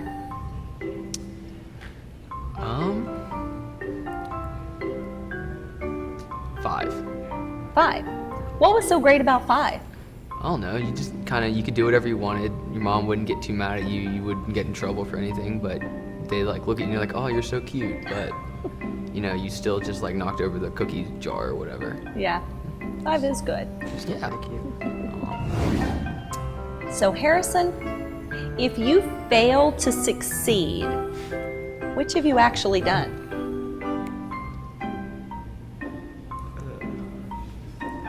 You have succeeded not marking out that option. You have succeeded to fail. Yeah. Yeah. But like you don't like Inception. What's that Einstein quote? I have found like 10,000 ways. I have not failed, but I have found 10,000 ways not to do something. Right? Got deep. It's not even close. I don't think I've heard that one. It's not even close to the real quote. Good try though. Wait, what's the real quote then? No, probably got it. I don't know. It's close. Leave it to Einstein. Yeah, exactly. Leave it to Einstein. Knock, knock. Who's there? Orange. Orange who? Orange, you gonna open the door for me? It's a good one. Okay, Rangers. I want to see how well y'all have already memorized each other's numbers. If y'all were to be one giant number, starting with John, what number would y'all be? 352,487. That is no. That is too big of a number. I don't know. There's only 535. No. 500,000. No. 532,000. Your number is 35. I know. 530. Why are you starting with the 5? I'm going this way. 3, Okay, 5, 2, 4, 8, 7. Wait. 320. What is this? It ends with 350. What is this? 352,000. No. 400 and. What did I say the first time? Yeah. What did I say the first time? Good job, guys. You added like way too many numbers. Yeah. 352,487. All right, guys. Enough about the debate. Let's go back and look at the tape. 352,487. What did I say? Good job. Thank you. That was way too many numbers. Sorry for doubting you. Still wrong. Sorry for doubting you. So, guys, one of my favorite things to do and get when I was little at birthday parties was a paddle ball. Do y'all know what those are? Yeah. Yes. Think you're any good at them? No. No. Well, let's see.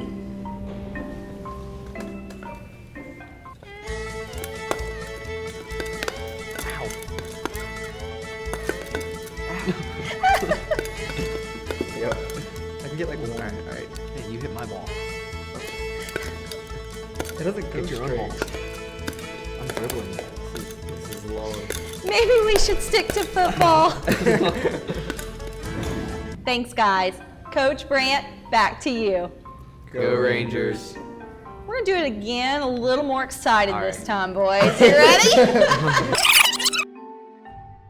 Thanks, guys. Coach Brandt, back to you. Go Rangers. What gives? Oh, check it out. He's buffering. That's super annoying. He really ought to sign up for GVTC's internet service with SpeedSync. Up to 100 megabits download speed and up to 100 megabits upload speed too. That's fast. Finally, he'll stop buffering at the worst times. Call GVTC today for SpeedSync internet service and say bye-bye to buffering. GVTC, just plain smart. When he's done loading, this is gonna be hilarious.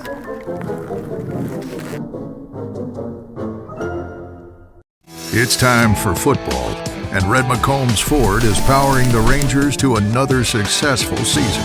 So go Rangers and good luck from Red McCombs Ford, the truck capital of Texas, and saford.com. I brought you here tonight to reveal our secret weapon defense. It's a real game changer. When our men are tired and hungry and don't want to go home and cook, but they're starving for great food at a great price, we're gonna call the Delicious Double Wing. You can't lose when your family calls the Delicious Double Wing and you stop by Chicken Express for our legendary chicken tenders and Chicken East sweet tea. This is awesome. Who came up with this plan?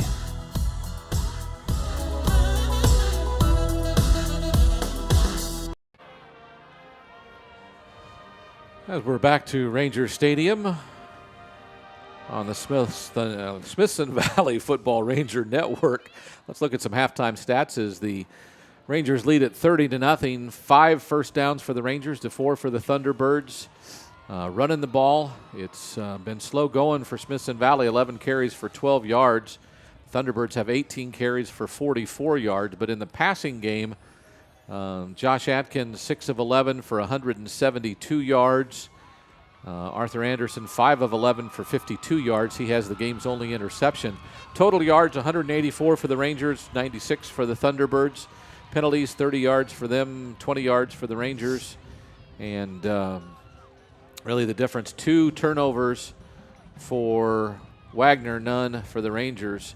Carrying the ball, Indiana Hawes, the starting tailback, 6 carries, 9 yards.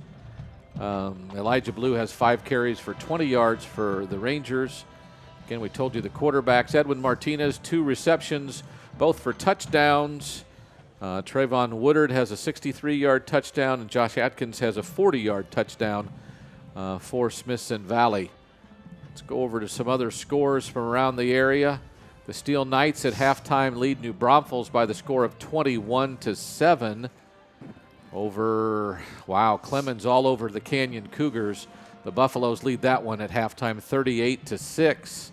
And East Central playing Judson, but Judson doing most of the playing. It's the Rockets 48 and the Hornets with 0. Wow. So those are your halftime scores. Here again, it's the Smithson Valley Rangers up 30-0 as we're at the half on the Ranger Network. And as we look at talk about some quick stats that went on. Time of possession pretty equal, and I think the yards even surprising that the Rangers don't have a whole lot more, because we talked about this on the air. They kept getting short fields, and when you only have to go 20 or 30 or 40 yards for a touchdown, you can't amass 300 yards of total offense in the first half because you don't have that many opportunities to. Right, and that was all based on not only a great job by the Ranger defense, but by miscues on the Wagner offense. And, of course, Smithson Valley taking advantage of those to get on the scoreboard and be enjoying a 30-point lead here at halftime. And when they continue to snap the ball poorly on punts, and we've talked about this as well, because one safety and 2 other short fields just because of bad snaps. Right. It 7-0 after 1 quarter. Smithson Valley actually, with 4.5 minutes to go in the second quarter, still led only 7-0. They get a quick touchdown, I guess with 6 minutes to go. They get a quick touchdown to Martinez for the second time. They get the touchdown to Woodard from 63 yards. They get the safety on the bad snap, and then Dillon catches one for 40 yards.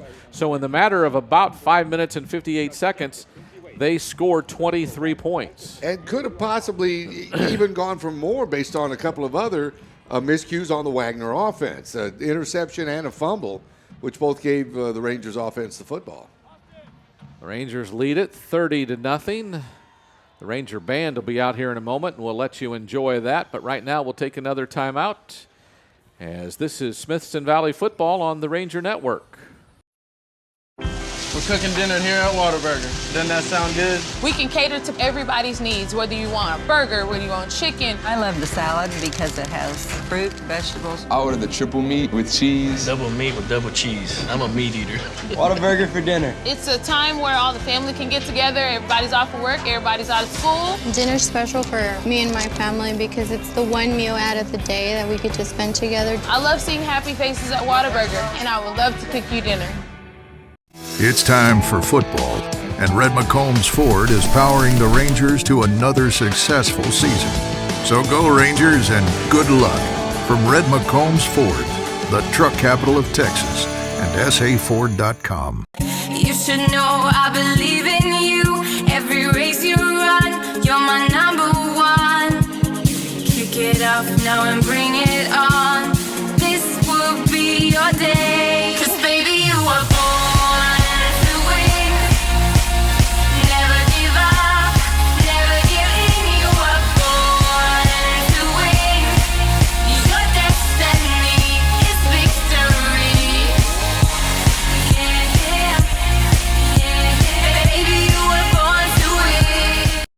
Atkins throwing deep over the middle for Hauser, makes the catch in stride at the 40, slips a tackle at the 35-yard line. He is gone.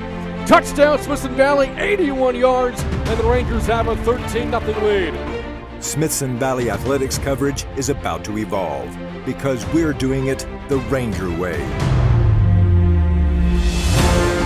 Welcome to the Rangers Network, 24-hour-a-day access to news, game replays, original shows, live game night radio coverage, and more on RangersNetwork.com.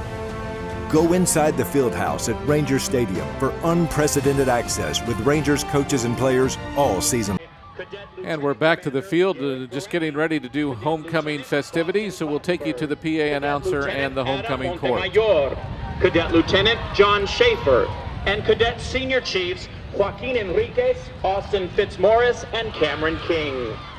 Please give these fine young cadets a round of applause.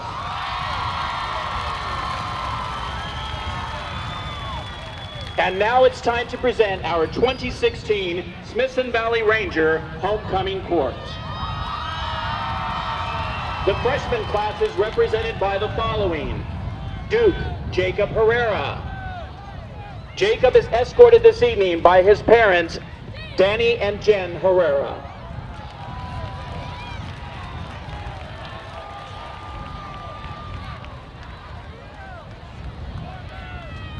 Duke Jake May. Jake is escorted by his parents, Jeff and Tiffany May.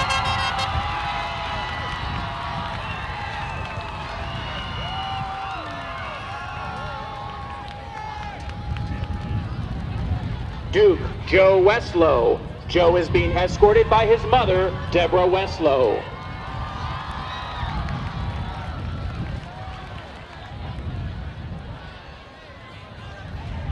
Duke Darius Young. Darius is being escorted by his parents, Derek and Maddie Young.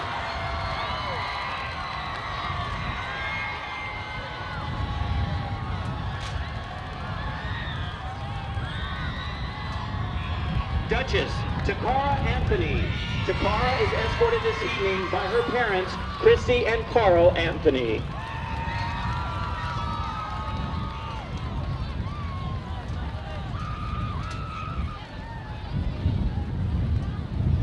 Duchess Catherine Hagelin. Catherine is escorted by her parents, Chad and Kendall Hagelin.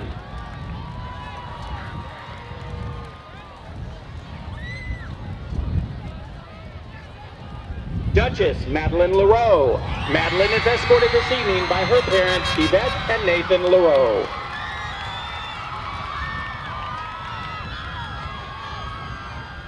Duchess Aubrey Mizell. Aubrey is being escorted this evening by her parents, Chief Warrant Officer David Mizell and Tracy Mizell.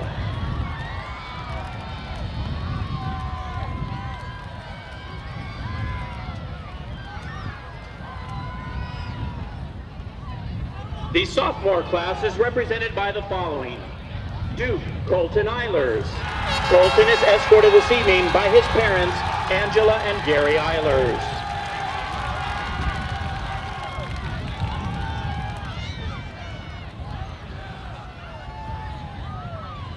Duke Mason Reed. Mace is a member of our Ranger football team, and he is represented this evening by his parents, Jeff and Meredith Reed.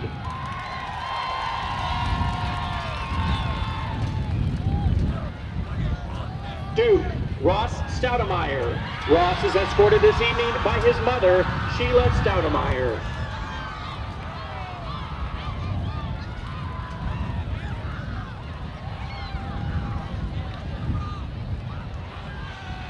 Duchess Kayla Cassidy. Kayla is being escorted by her parents, Christy Cassidy and Jerry Navarro.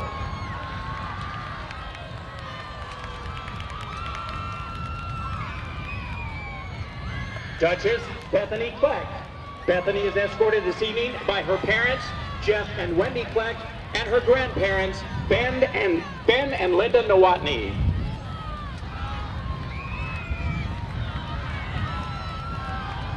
Duchess Tara McLeod. Tara is escorted by her parents, Melina and Alex McLeod.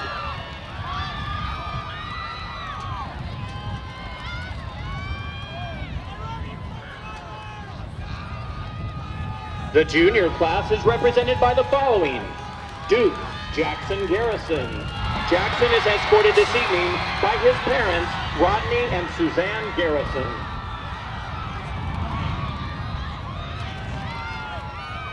Duke C.J. Keeler. CJ is a member of the Ranger varsity football team and is represented this evening by his parents, Stephen and Kelly Keeler.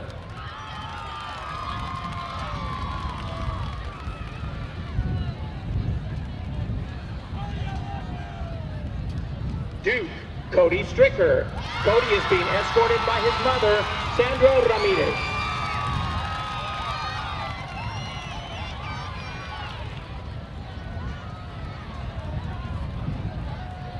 Duchess, Madison Carlson.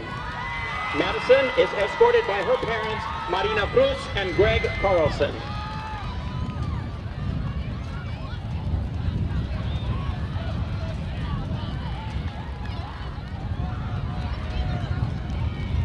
Duchess, Mackenzie Foley. Mackie is being escorted this evening by her mother, Brenda Foley.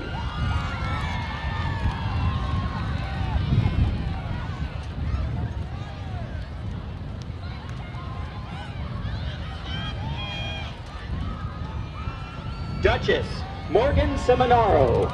Morgan is escorted this evening by her father, Jeff Seminaro.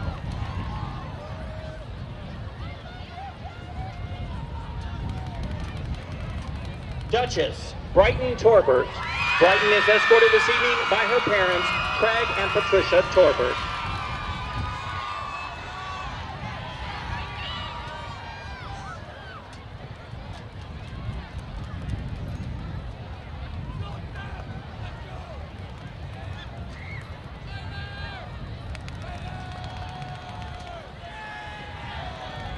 And now for the senior class of 2017, which is represented by the following. Duke, Josh Atkins. Josh is also a member of Ranger football and is being represented on the field by his parents, Steve and Sandra Atkins.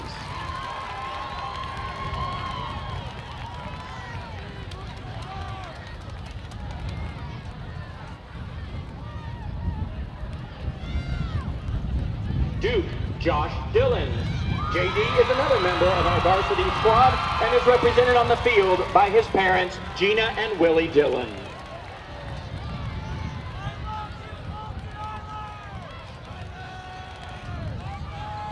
Duke, KJ Rude. KJ is another member of Ranger football and is represented this evening by his parents, Jody and Kim Rude.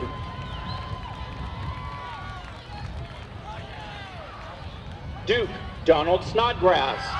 Donald is being escorted by his parents, John and Rebecca Snodgrass.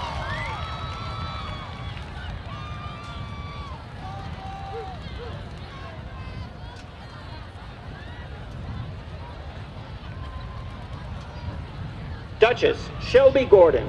Shelby is escorted this evening by her parents, Robert and Michelle Gordon.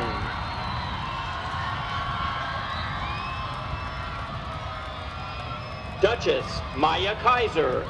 Maya is escorted by her parents, Anna and Jason Kaiser.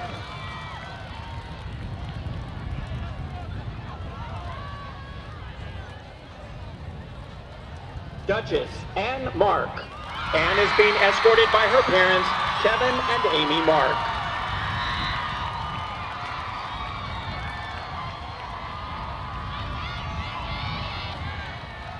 And Duchess Taylor Mooney. Taylor is being escorted tonight by her father, Brian Mooney, and her brother, Clayton Mooney.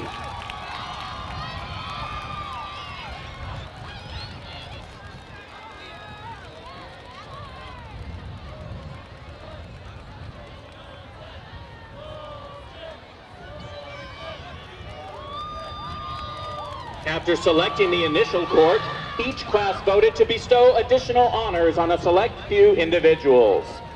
And now for the crowning of Smithson Valley's 2016 Homecoming Court. For Prince and Princess of the freshman class, the winners are Prince Jake May and Princess Takara Anthony.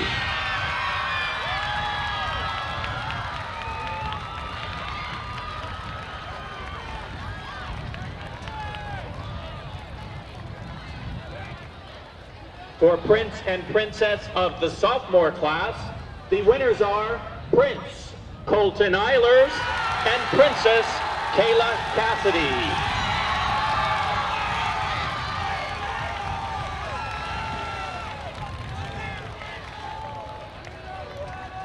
For Prince and Princess of the junior class, the winners are Prince Cody Stricker and Princess Morgan Seminaro.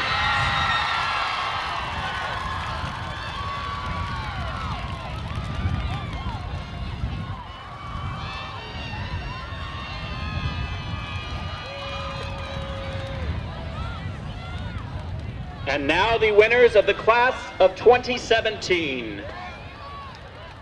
For Prince and Princess of the senior class, the winners are Prince Josh Atkins and Princess Ann Mark.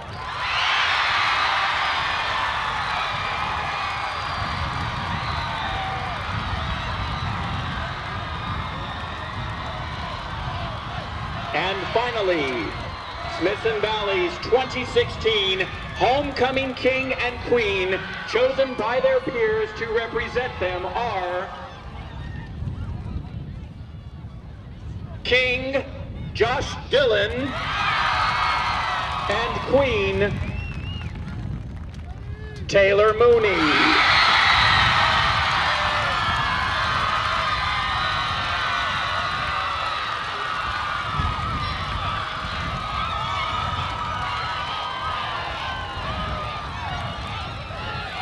We would like to thank our principal, Mr. Michael Wall, the Smithson Valley Student Council, and the JROTC for dedicating their time and energy to help with homecoming this year. We wish everyone a safe drive home after the game and hope that you enjoy the rest of your weekend. This concludes our homecoming ceremony.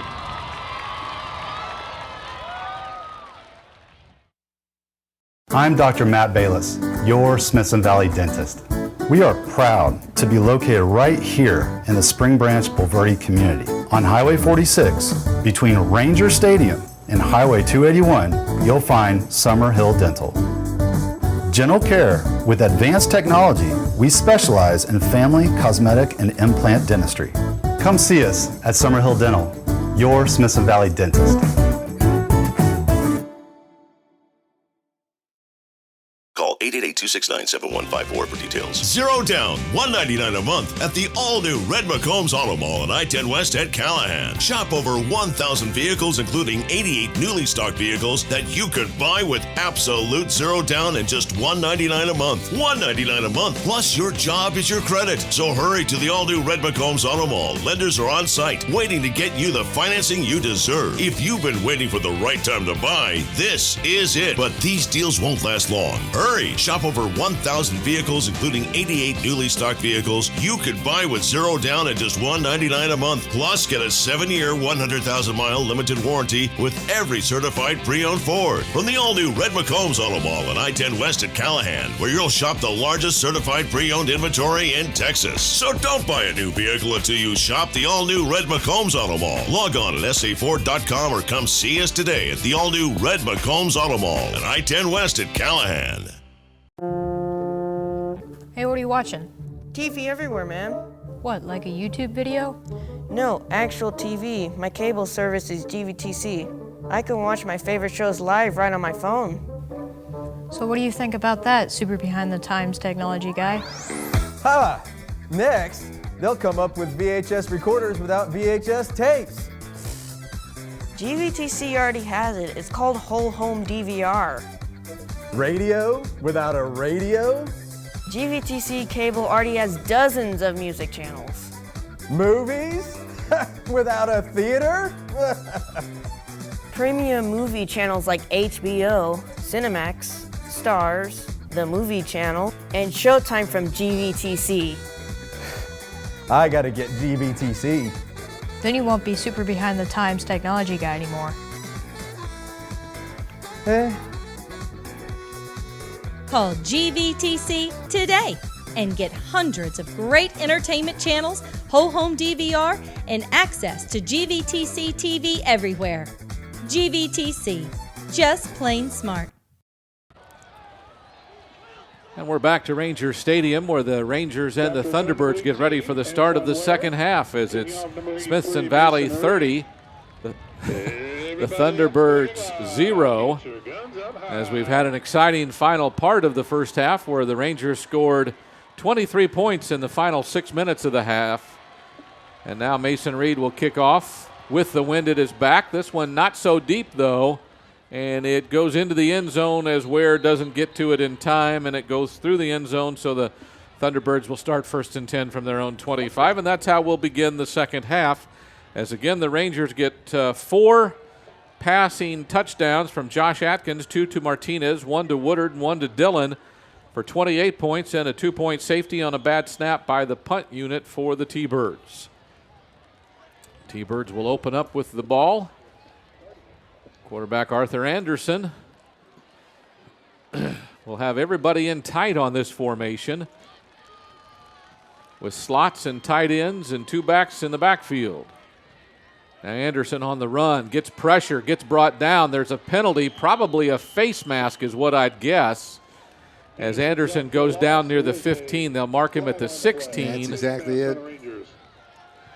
So the face mask penalty will give them better yardage than the loss on the sack would have been. 15-yard penalty. 15 from the spot of the foul or from the line of scrimmage is what they're calling it, the line of scrimmage. So that's a big penalty against the Rangers here to start the second half, and the T-Birds are 1st and 10 from the 40. Again, tight formation with both receivers in tight, along with the slot backs. And here's a handoff to the backup tailback who's seen more playing time than the starter. Elijah Blue gets out near the line of scrimmage before he's strung out and finally brought down. Jaden Deaton was in on the tackle. Mason Pierce also on the play, but it's 2nd down and 10.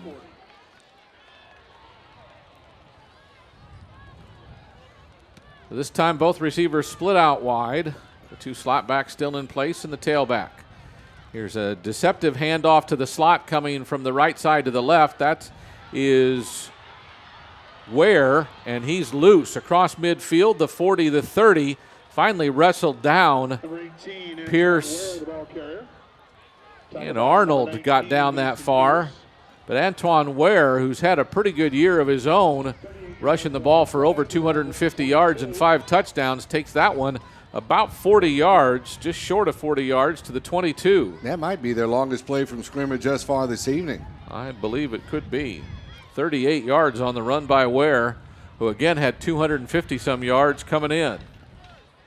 Anderson now gives it to Blue up the middle, squirts through a couple of defenders, but then gets tackled before he gets just barely beyond the line of scrimmage. Give him maybe a credit of 1.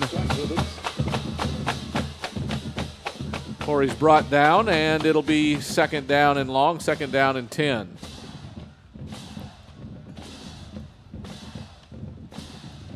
Have to give a lot of credit to the 2 tackles tonight, Nutzi and Arnold, who've both been men among boys on that defensive line. Here's the shotgun snap. Anderson keeps it, and he's brought down. Brandon Arnold had him high. Deaton had him low, and Woodard was in there tapping on his back as he went down. Absolutely. Looks like the defense regrouped after giving up that 38-yard run just a few minutes ago to Ware.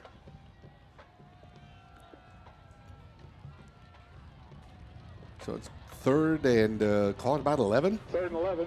3rd and 11 is right. Slot backs, receivers all in place. Blue's the tailback. Anderson takes the snap, fakes it to Blue, wants to throw, looking for the end zone, overthrows his receiver, and I think it's picked off. It's Pierce, and he's going to try to run it out. Probably should have just gone down, but now he has some blockers. Has to avoid a tackler at the 10, gets up to about the 15, and squirts ahead to the 17, where the Rangers will start 1st and 10. On the 3rd turnover of the game by the Thunderbirds, the Rangers will take over. There you go, another ill-advised pass, another turnover by Wagner. And, you know, I wonder if the Ranger offense puts it in the end zone this time, if we don't start seeing Coach Hill go to the bench a little bit. So this will have to be a lengthy drive if the Rangers are to score, as they are 83 yards away from pay dirt at their own 17. 3 receivers go to the right, 1 to the left. That looks to be like it's Woodard. Atkins in the backfield with Hawes. Takes a quick pass, a little wide receiver screen. This to Dillon, but not enough blocking as the defensive secondary comes up and will actually have a loss on the play of a couple of yards. Fairley came in and made the tackle for the T-Birds. 2nd and 12 from the 15. Good heads-up play, good concentration by Keyshawn Fairley from his defensive secondary position to stick with the play and actually get Dillon for a 2-yard loss on that pass. Fairley, the strong safety who's second on the team in tackles this year, but that's only the first or second time we've called him tonight. Here's Dillon on a receiver sweep, not much room. Does turn it upfield and get a couple of yards. Back maybe to the original line of scrimmage at the 17, but it'll still be 3rd and long for the Rangers as Dillon's tackled down by Butler and a couple of other defensive linemen. I think it was Audie, the safety, or the strong side linebacker. 3 for 5 on 3rd down conversions for the Smithson Valley Rangers thus far this evening. See if they can pull a 10-yarder out of this one at least. 3rd and long, 3rd and 10 for the Rangers. A receiver broke either way. Atkins fakes the handoff, looks left, throwing long. Nice back shoulder throw. I think that's Martinez again who guts up and makes a great catch. 1st down yardage past the 40 to the 42. And a nice throw by Josh that time as Martinez was covered, but he threw it to his back shoulder and Martinez adjusted to it and made a nice catch on the far sideline. I got to tell you, Atkins has been nothing short of impressive this evening in running that Smithson Valley offense. What a job he's doing. And the 4th 3rd down conversion for the Rangers tonight. Here's Atkins. Wants to throw it, gets pressure, has to stumble ahead and doesn't even get back to the line of scrimmage. It was Adu who got in the backfield again and caused the disruption. I think Josh wanted to throw it out to Josh Dillon here on the near sideline for a wide receiver screen or a quick out. And again, Adu in the backfield causes that one problems at 2nd and 11. Yeah, good defensive pursuit that time by Wagner. Throw Atkins for a yard loss. And there's movement. Not real sure. I saw both sides move, but the Rangers must have moved first because they're penalized 5 yards. It'll be 2nd down and 16. 2nd and 16. So not a lot of penalties thus far on the night for the Rangers. We'll check that. I believe that's maybe 3rd or 4th thus far, but that's their 5th. Correction. Austin Milam telling me there are 5 Actually, penalties. because of that first, the face mask penalty, they've gone for more yardage in penalties now than have the Thunderbirds. Here's Atkins, throws it out, caught by Grotchut, but he doesn't get barely back to the line of scrimmage before he's Butler. Boy, I tell you, this Butler guy is all over the place. As that time he and a couple of his teammates got out to the receiver, and it's 3rd down and about 9 as they give him credit up to the 43. Well, that probably means it's a passing down for Josh Atkins as it is 3rd and long, but he's been successful thus far this evening. 2 receivers break to the left, 1 to the right for the Rangers. Grotchit's the tight end on the left side. Atkins takes the snap, fakes the handoff, throwing long. That is Martinez again. Now that's Hilston. And Josh, who had to get rid of it in a hurry because of pressure, just kind of threw it out there high and long and arching, and Hilston tried to run under it but couldn't get there. It's 4th down. Oh, that looked like that was awful close. If he was overthrown, he wasn't overthrown by that much. One more stride, and Hilston would have had a touchdown. That would have been the 5th of the night for Josh Atkins. But no, and now the Rangers will punt with 5:47 to go in the 3rd quarter, leading 30-0 here on the Ranger Network. Good snap. Hilston quick. This end-over-end kick won't use the wind as well as he'd hope. Ware will field it on the 5. Coverage is good, though, as the Rangers are down there. Trying to think, I think that was TJ Ewers who got the initial hit, and then some others on special teams, but the Rangers will pin the T-Birds back at the 16-yard line as Ware tracked that one end over end kick. Would have gone in the end zone with one more bounce, and they'd have had the ball at the 25, but he fielded at the 5, and now they have the ball at their own 16, 1st and 10. Good special teams play. I think that was Jack Gibbons that came up and made the stop on the returner, Antoine Ware, for Wagner. And they've got him at about the 16-yard line, so one good stop from that defense and give the football right back to the Ranger offense. So Anderson will be in the shotgun again. 3 different receivers out to the right, along with a slot on the right side. Takes the snap, mishandles the snap, it's on the ground, and he's covered up. Looked like Taylor Nix got in there, but Anderson was able to fall on it quickly after a bad snap, or at least a snap that wasn't perfect, and he didn't handle it well. So 2nd down and 14, 15 now from the 11. Anderson sends a receiver out to the far near side, Everybody else is in tight. Shotgun snap. Receiver coming this way on a sweep.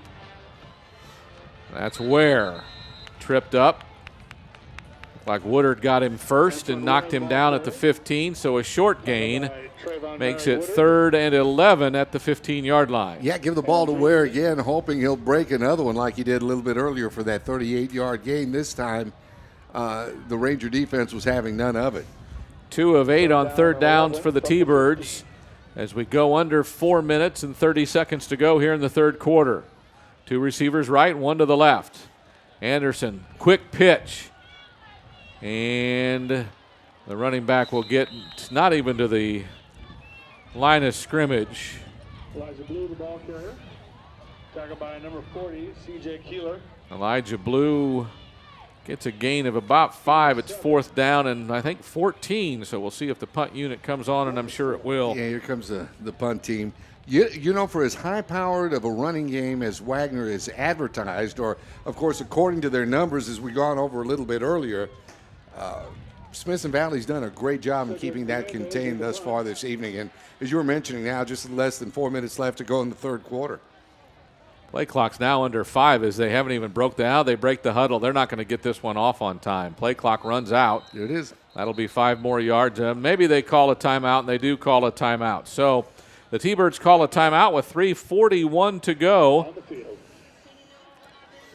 as they get ready to punt. We will keep it here as the Rangers lead it 30-0 here in the closing minutes of the 3rd quarter. The offensive unit has been efficient, to say the least, especially in the 2nd quarter, and now again early in this quarter just weren't able to sustain a drive. It'll be interesting right now, as this is a punting situation for Wagner, to see if the Thunderbirds have a good handle right now on the punting end. There's been several miscues here on special teams for the T-Birds all game long. Let's see if that's going to roll over, if perhaps they've gotten a hold of themselves at this point. The Wagner punting unit has had very little success tonight, punting into the wind again. Rangers look to be coming after it. And the punt is off. Woodard tries to come up and catch it, but gets bumped by a couple of defenders. As Hernandez's punt will go out to the 47-yard line. So 25 yards on the punt, no return, as again Woodard wanted to come up and field it, but ran into a bunch of individuals who were not realizing the ball would be that short. But in the event, the Rangers will start 1st and 10 from the 47. And that's not bad. They're starting 1st and 10 at the Wagner 47, so they're on the Wagner side of the 50-yard line.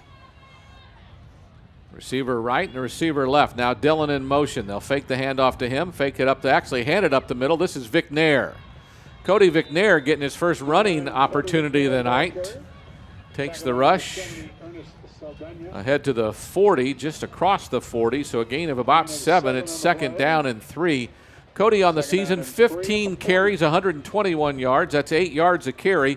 He does have a touchdown to his credit and has caught one pass this year. And right now he's the tailback with 3 minutes and counting here in the third quarter. One receiver broke to the right, a tight end on the right. Here's a handoff to Wagner. Tries to get outside, gets dragged down on a nice tackle. That's the defensive end we've been talking about, Isaiah Sales, who is their leading tackler and brings down Wagner after a short gain of just a yard. It's now third down and a long 2. 3rd and 3.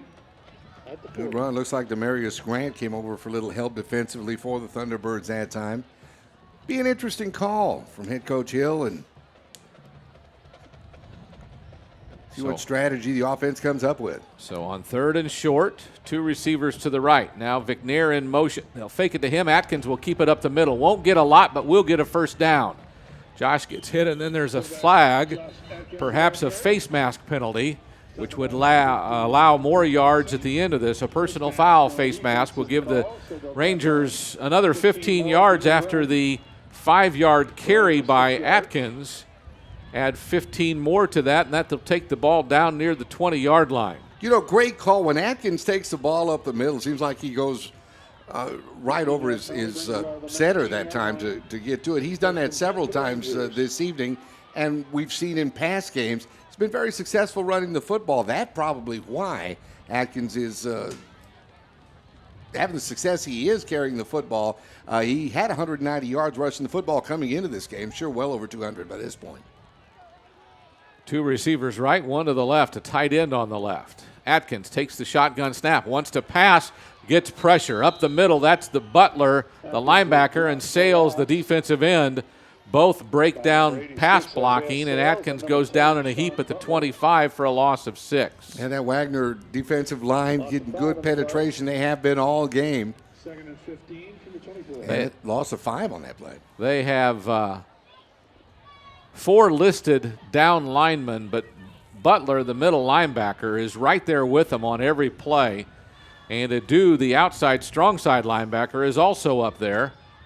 And now Fairley has moved himself in there. So there's really seven or 8 guys in the box. That's what's making it so hard to run. This time it's Wagner up the middle, wiggles a little bit right and left, gets the offensive line to surge him up past the 20. So give him a 4-yard gain. It'll be 3rd down and 11 when play is finally stopped. As a little bit of extracurricular activity goes in toward the end of it. But, you know, they had Wagner stopped, and he was carrying Thunderbird players with him for a couple of yards.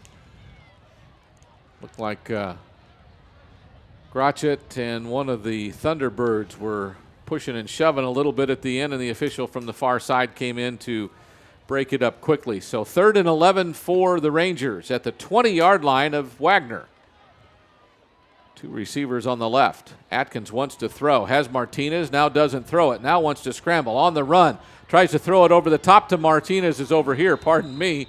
And it goes incomplete. It's a nice job defensively is done by, I think that's Fairley who got a hand on it. Yeah, Fairley back defensively for Wagner.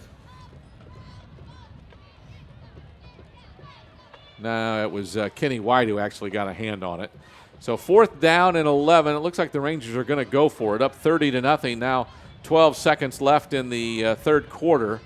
Play clock at 15 as they continue to look to the sideline and get an additional call. Now the call is in and the play clock goes under 8. Atkins in the shotgun, a receiver either way. 4th down for the Rangers. Josh takes the snap, fakes the handoff, wants to throw. And his receiver Martinez goes down in a heap, some contact with White, but the official here on the near sideline says nothing, just incidental contact.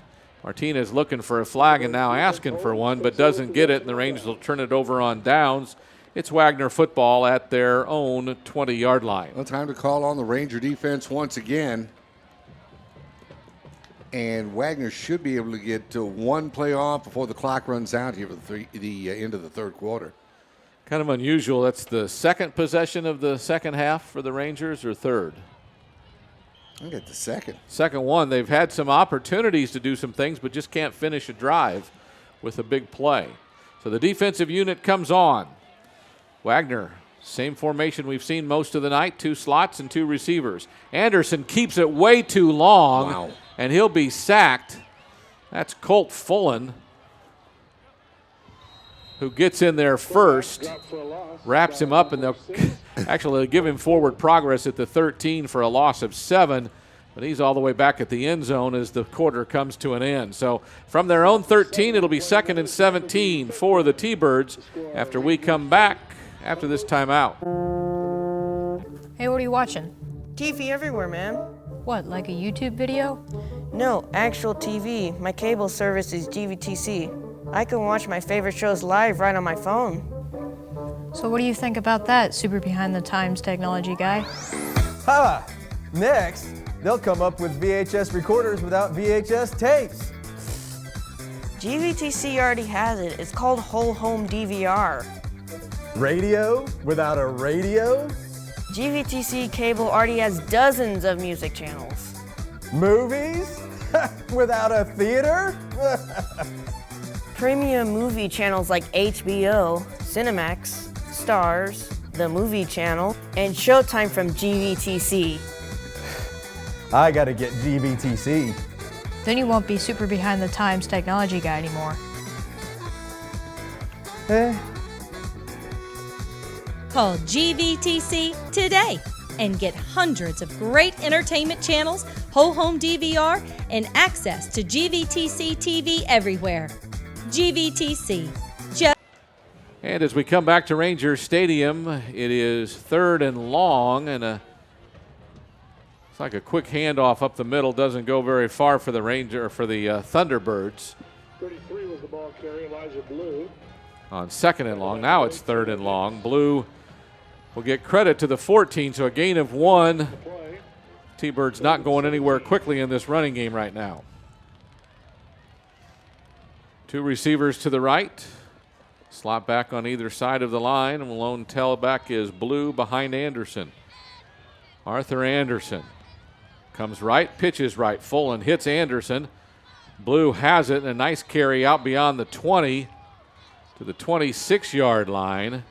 Still going to be short and be about 4th and 4 for the T-Birds, and we'll have to see what they do. You know, it's interesting to look at the number, Tony. 7.5 yards, that's what Wagner's been averaging per carry thus far this year. The Rangers have held him to just over 3 yards per carry through 3 quarters this evening. And here comes the punt unit. This time, I think for the first time tonight, their punter, Hernandez, has the wind at his back. Yeah. So that means the snap barely got to him, and I think they almost blocked it again. It looks like he got it off in the end-over-end kick. Boy, they almost tried to field it instead of letting it roll. That was a big mistake by one of their players.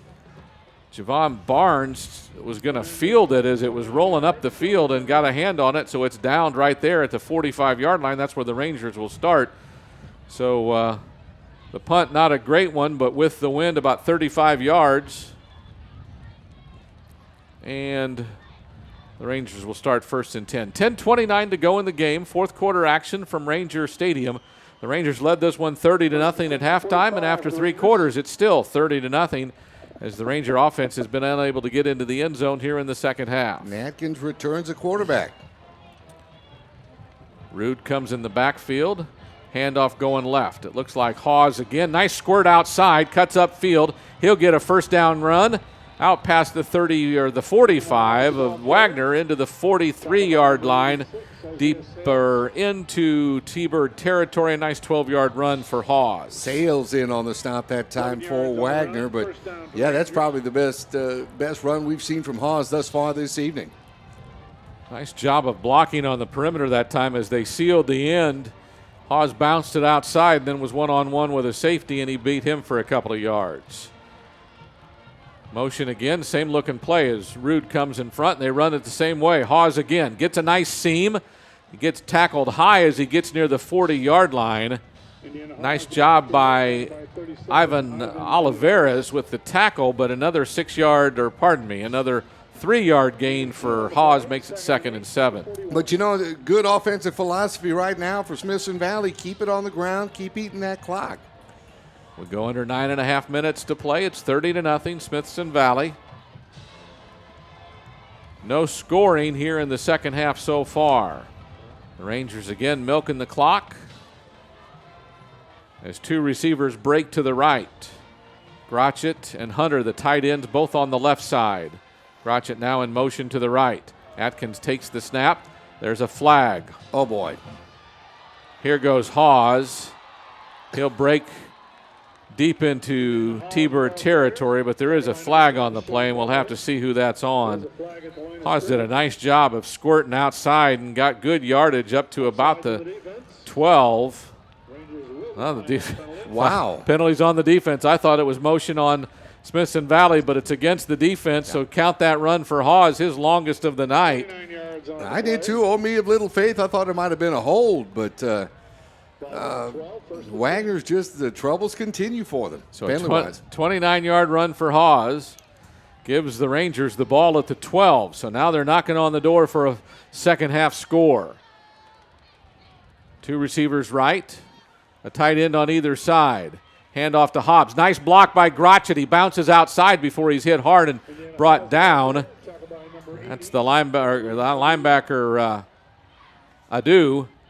A gain of about 4. It's now 2nd down and 6. They got to get to the 1 for a first down. Or the 2 maybe. On the play, 2nd and 6 from the 8. Tell you what, they haven't made a lot of great stops. They have in the running game, but a lot of great stops. But they've put some licks on the Rangers. Adu and Butler are the two I remember the most so far tonight. Now motion again. Atkins takes the snap. It's a sweep left. Hawes trips on the turf. Goes down at about the 11. Loss of a couple. It'll be 3rd down and 9. At that time, Hawes just lost his footing. It's that turf monster that happens on this artificial stuff. Comes up and grabs your toenail and brings you down. So from the 11, it's 3rd down. They've got to get to the 2 for a first down. So 3rd down and 9. Clock runs with 7:25 to go in the game. The Rangers up 30-zip. Both Dillon and Martinez will go out to the right. Grotchett is left. The other tight end, Hunter, is on the right side. Now motion from Dillon's. Atkins wants to throw. Got a wide open field in front of him. Throws it to Martinez too high. It's incomplete. And I don't know if you saw what I saw, but when Josh started rolling to the right, there was nobody on that half of the field. He might have been able to run to the corner for a touchdown. Might have been, and of course, just a bit high that time for the intended receiver, Martinez, on the near side of the field. And it did look like Martinez was open. If the ball was down just a bit, he might have had his 3rd touchdown of the night. So on 4th down and 9 from the 11-yard line, the Rangers are going to go for it. The play clock nears 10 as they get the play from the sideline and everybody gets into position. Play clock now at 6. Dillon and Martinez. Martinez left, Dillon right. Here's a pass intended for, but incomplete, Hilston. I think they might have roughed up Josh Atkins, though. There's a flag in the backfield, personal foul roughing the quarterback. That's Sales, who's laying on the ground back by where Josh Atkins went down. Josh doesn't seem to be too bad for it, but that'll be a first down for the Rangers on roughing the quarterback on an incomplete pass intended for Hilston. So it gives them new life so they can just keep eating away at that clock and, by all indications, put another one in the W column for the Rangers this evening. Clock is stopped with 6:57 to go in the game. Ball spotted at the 5. Two receivers left. Rude in motion and a sweep coming left again. A good kick out block. Hawes has to beat one man and he doesn't. And then he's slung out of bounds by Adu, the senior linebacker. And Adu actually ends up on the ground after throwing Hawes to the ground. He went to the ground and had a tough time coming back up, and he looks to be slowed a little bit. He is. Looks like he's favoring that right leg a little bit. Actually, a loss of about 2 back to the 8. It's just inside the 8-yard line. So 2nd and goal from there for the Rangers. Play clock again down to about a dozen. Game clock at 6:18 and counting. Josh Atkins with a couple of tight ends, wants to run it again. This time Hawes goes right. They've got a man there. He tries to score it inside, but gets pushed back out. Maybe give him a yard to the 7, and a late flag comes in. I think there's a lot of frustration this time. Well, I don't know. That time they're looking at Grotchett. We told you earlier he got into a scuffle with one of them earlier. This time it's between him and another player for the T-Birds, but we'll see who they're going to flag on this one. Dead ball, personal foul against Smithson Valley. Gotta get the Rangers on this. And Davis, the senior tight end, will come out.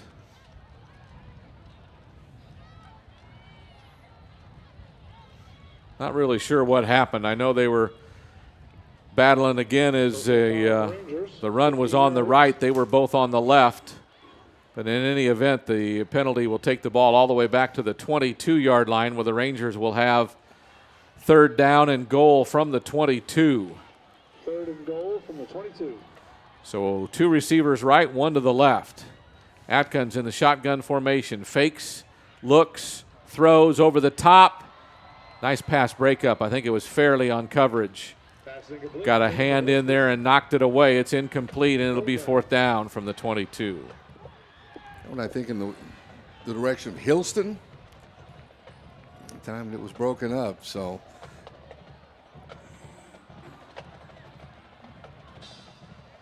So the Rangers will go for it on 4th down. 4th down, as they have several times here in the second half.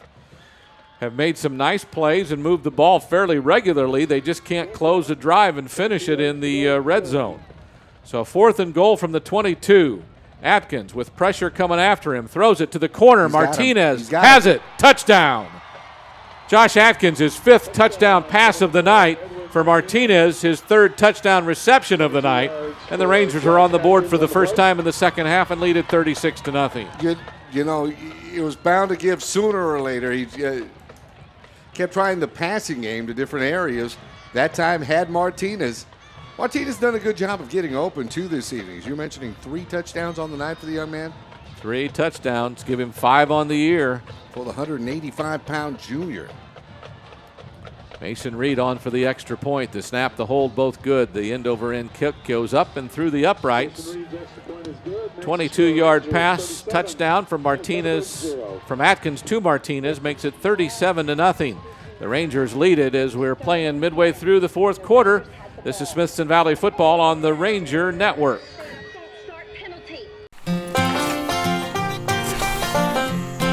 Boy, it doesn't get any better than this. Ain't that the truth? I'm glad we got a chance to do this with you being so busy with football. Yeah, and you don't have any free time working on all those people's smiles. Hey, what do y'all think y'all are doing? You got kids to coach, and we have smiles to make.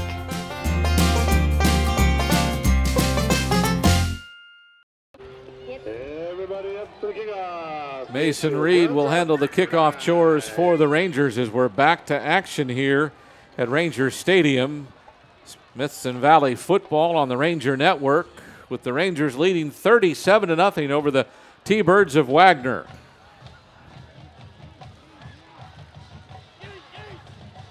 For the Rangers, it will be their first shutout of the season, even though they thought they had one 2 weeks ago at East Central until a late touchdown score there.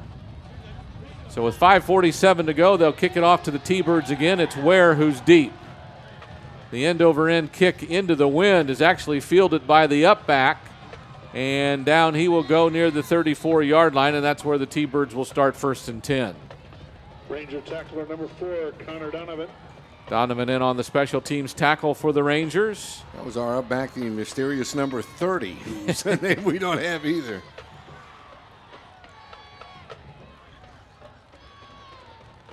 You never know if the uniform ripped or something. Exactly. It was an innocent jersey change, but in any event, in high school football, you don't have what we call in college sports information guys who will tell you who that guy is. Absolutely, yeah. We don't have that in the high school ranks because no one will come up here and tell us who it is, number 6 or number 30. But I think those days will be here before we know it.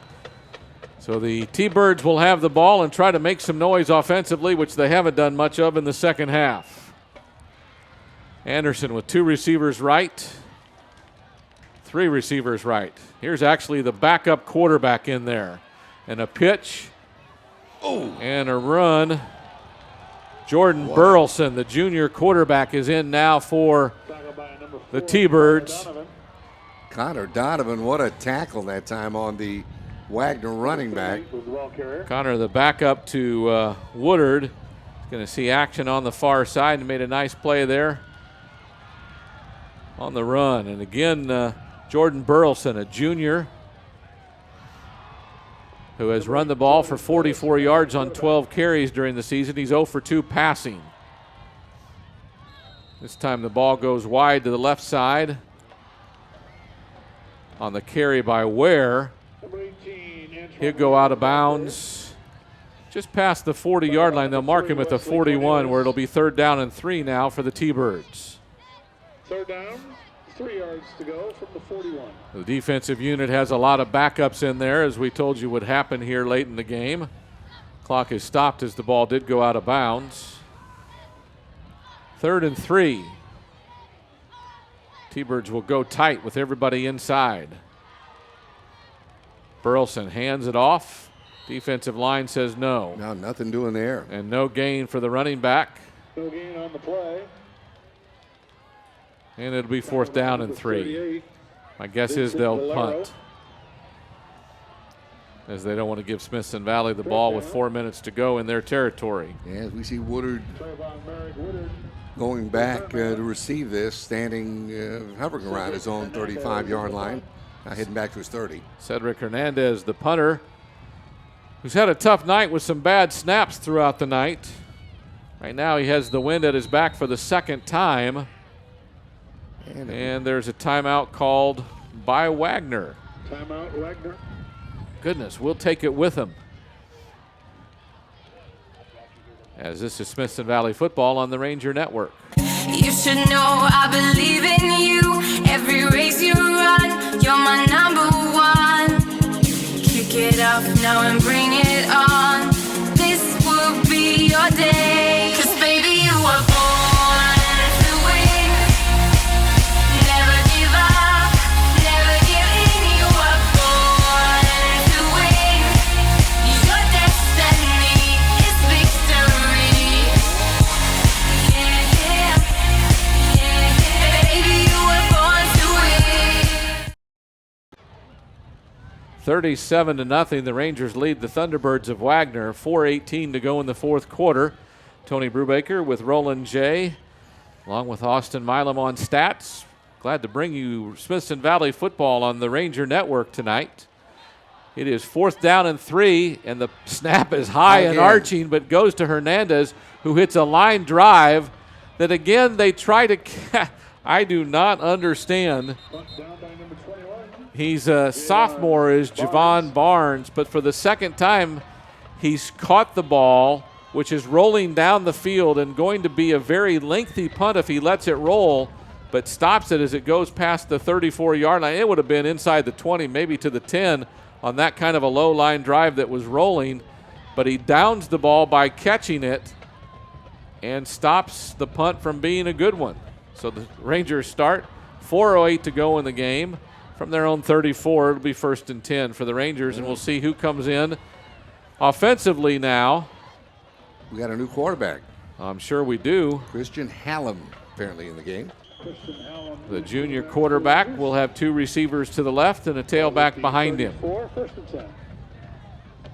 Looks like they're going to blitz, a run blitz. They hand it off, and that is the backup running back, Nick Aiken. Carries it across the 35 to the 38-yard line, a gain of 4. It's 2nd down and 6 for the Rangers. That looked like he was just a step away from daylight that time. Hit that hole pretty quickly. 2nd and 6 from the 38. All kinds of unusual numbers, or uncommon numbers, for what we normally see out there for the Rangers now. Christian Hallam will take a shotgun snap. 2 receivers right, 1 to the left, and they're blitzing again. So he hands it off again. Aiken again gets a short gain this time, maybe a yard to the 39. Butler in on the tackle as again, they've got 8 guys in the box and they're all coming hard on the snap. No gain on the play. So every running lane possible is taken up by a defensive lineman or a linebacker. So Aiken gains another yard. It's 3rd and we'll call it a long 5 as the ball spotted out near the 49. Play clock, or game clock, I should say, goes under 3 minutes to go. Now 2:50. 2 receivers right. Now in motion is Livingston. Hallam keeps it himself. Nice, a nice cutback move. He'll get up near the first down, but probably not enough. Near the 42, maybe the 43-yard line. And the Rangers punt team will come out to kick into the wind, which seems to be a little lighter now than it was earlier in the game. Good call that time. A nice move by Hallam. And would have been nice to see him pick up that first down. And actually, we're keeping the offensive unit on the field. They're calling it 4th and 2 is according to our scoreboard. So they need to get to the 44. They're just past the 42. Hallam with a tight formation. They jump off sides but get back in time as no contact is made. Hallam now calls out the new signal as the play clock goes under 5.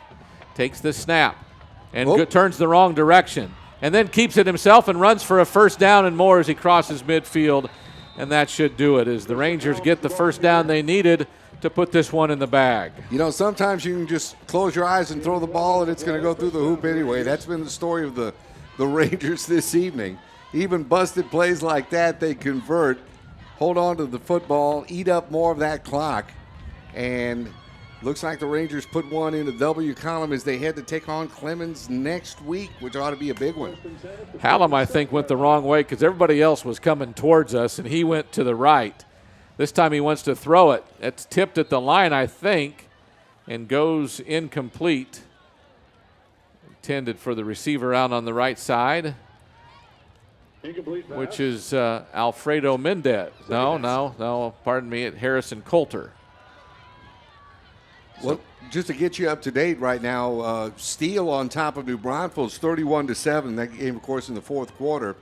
Clemens, as we were mentioning, Smithson Valley's next opponent next week, big on top of Canyon, 52-6. That's a 4th quarter score. And Judson all over East Central in the 3rd quarter, 55-6. Hallam takes it, hands it off. No gain as the defensive line is in there. Nick Aiken, the ball carrier. Butler. By 42, Demarius Grant. And Grant, the defensive end. Lost 2 yards on the play. So a loss back to the 48. It's 3rd down and 11, a loss of a yard on the play. So Hallam looking to the sideline for the play call along with all the backs and receivers in his way. Finally gets it, tells his offensive line. Play clock still at 10. Game clock's at 50. Probably last play of the game if it works out right. Hallam takes the snap, hands it off. It's Aiken going right. Has a little bit of a seam, kind of wiggles through a little bit. About a 6-yard gain up inside the 45. That should do it. Game clock now at 30. Play clock hasn't started yet, so that probably is the last play of the game. Unless Larry Hill and the Rangers want to do one more, they do not have to for sure, as there will be no play clock, and I think that will be the end of the game, although the players now huddling up, and on 4th down, thing is, if you don't make it on 4th down, the clock stops. Hallam hands it off again. This is another running back yet. Austin Moreno. Austin Moreno was ball carrier. And that'll be the final play of the game as he'll lose a couple of yards, but that'll be it anyway as the clock runs out. And Smithson Valley gets their 3rd win of the season and their 2nd win in district as they go to 2-1. The T-Birds fall to 0-3 in district. And the Rangers obviously have themselves some momentum built as they get another win, 37-0, as they get ready again, as we mentioned, to play on the road next week at Clemens. We'll have our post-game show after these timeouts as the Smithson Valley Rangers defeat Wagner 37-0 on the Ranger Network.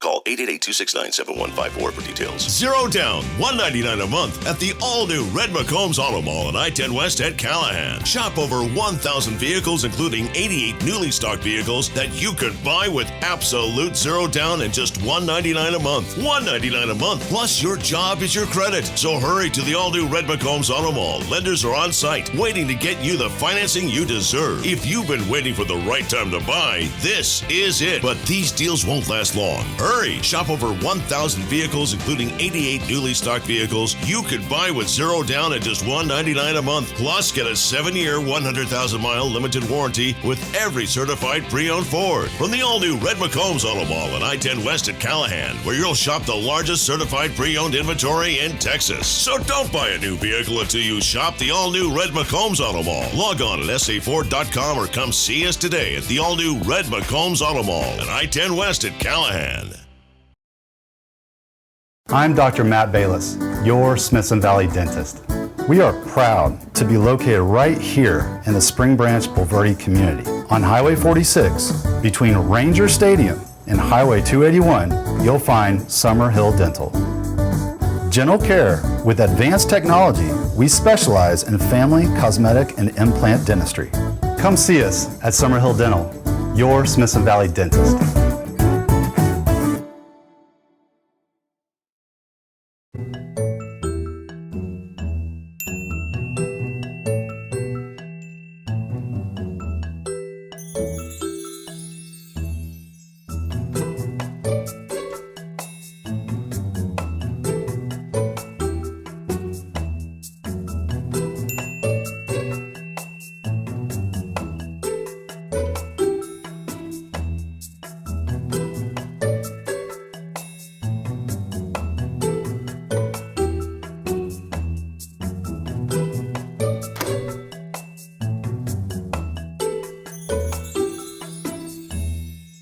Cool, right? I can control just about everything in my home from my phone since GVTC installed our Connect Home security system. Whoa, I just got a text that somebody opened my window.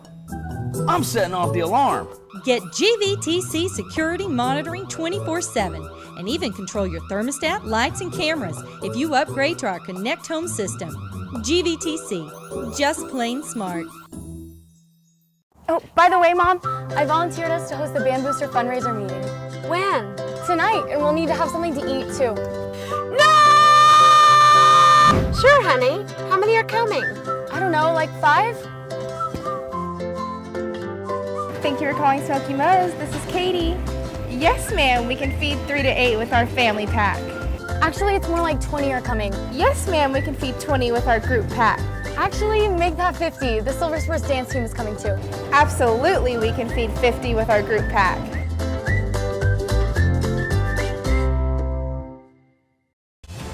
Welcome to the Rangers Network. 24-hour-a-day access to news, game replays, original shows, live game night radio coverage, and more on rangersnetwork.com. Watch every home and away game the day after, complete in the way only the Rangers Network can bring it to you. Never miss an episode of Inside Rangers Football. Listen to all the games live on your smartphone with our exclusive live scoring screen. Rangers Network is your media hub for everything Rangers. Be a part of Rangers Network. All right, welcome back to Ranger Stadium, where the Rangers have defeated Wagner 37-0, your final score on this beautiful Friday night at Ranger Stadium here on the Ranger Network. Smithson Valley football improves to 3-2 overall and 2-1 in Conference 25-6A. The Wagner Thunderbirds fall to 3-3 overall and 0-3 in the district. In fact, here's what the district looks like now. Steele is 3-0, Clemens is 3-0, the Rangers are 2-1, Judson's 2-1, and then New Braunfels and Canyon are both 1-2. Wagner and East Central are both 0-3. So the haves and the have-nots are starting to separate. Next week, Smithson Valley plays at Clemens. So that will be a game that will determine which team will then be in at least a tie for second place. I guess if Clemens wins, they'll be in a tie for first to stay with Steele. If Smithson Valley can win, they'll both be 3-1, tied in second place, and depending on what Judson does, it could be a three-way tie. But everything's starting to fall into place in the district now with, 4 weeks to go? Absolutely, yeah. Starting to shape up. 4 or 5 weeks to go. 5 weeks to go, counting next week. Right. Yeah. So, real quick, some stats in a 37-0 game. I don't know that any stats are imperatively impressive. Overall, total offense, 315 for the Rangers, 152 for the T-Birds. The T-Birds run for 100 yards on 31 carries, 3.2 yards a carry. And again, this is a team that ran for a lot of yards coming in here. This split T, spread option thing, we said 4 different guys had ran for at least 250 yards, and tonight no one got anywhere near that. Absolutely. They're averaging 7.5 yards per carry per game, and you see what the Ranger defense did to them this evening. Penalties, both teams over 50 yards, so not good. But turnovers, 2 interceptions and a fumble lost for the T-Birds. The Rangers did not have a turnover. Hawes, the leading rusher, with 51 yards on 12 carries for the Rangers. Josh Atkins, not a bad night, 10 of 20, 224 yards, and 5 touchdowns, oh, by the way. Just another day at the office. Just another day. Again, the leading receiver, Edwin Martinez, 4 catches, 76 yards, 3 touchdowns. Woodard with 1 touchdown of 63 yards. Josh Atkins with a touchdown of 40 yards. And everything else seems pretty boring as far as stats are concerned. And we already gave you the scores, but again, just to remind you, the Rockets win easily over East Central, Buffaloes win easily over Canyon, and Steele wins easily over the Unicorns. So we gave you their records. Kind of an interesting district in this, that the Rangers still play at Clemens, who's 3-0, at home to Canyon, who's 1-2. They get Judson, who will be playing for a district title probably by that point, and in Smithson Valley could be their last roadblock. And then wrap up the season at New Braunfels, another 1-2 team at this point. So of the 5 remaining games, 2 with winning records, 3 with losing records. So kind of interesting what you got left, but it'll be interesting to see what happens again next week at Clemens.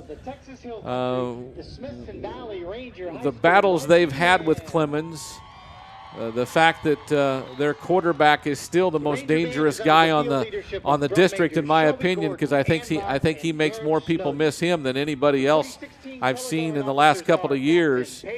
But this is a football team that puts points up, 52-13 their score now.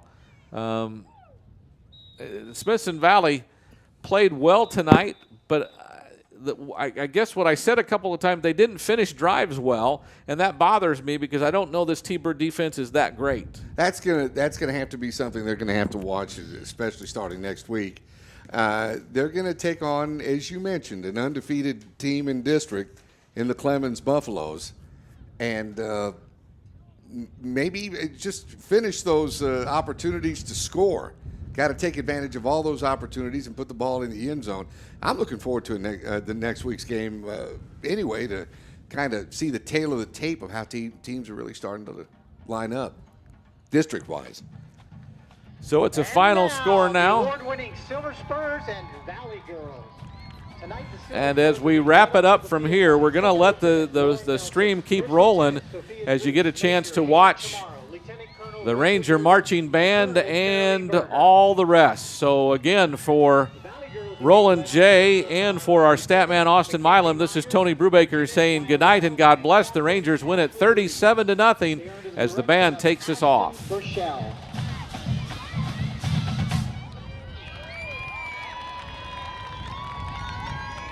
The Spirit Girl of the Week is manager Catherine Garza, and dancers of the week are Heather Day and Taylor Vila. This evening, the Silver Spurs are performing a routine to Deepen the Heart of Texas.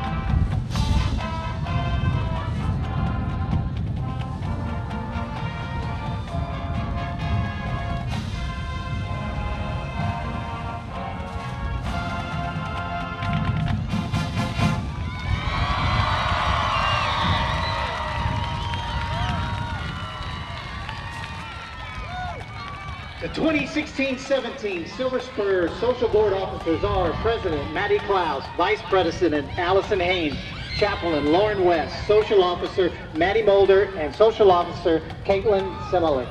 The 2016-17 Valley Girls Social Board officers are Caitlin Morin and Taylor Vila.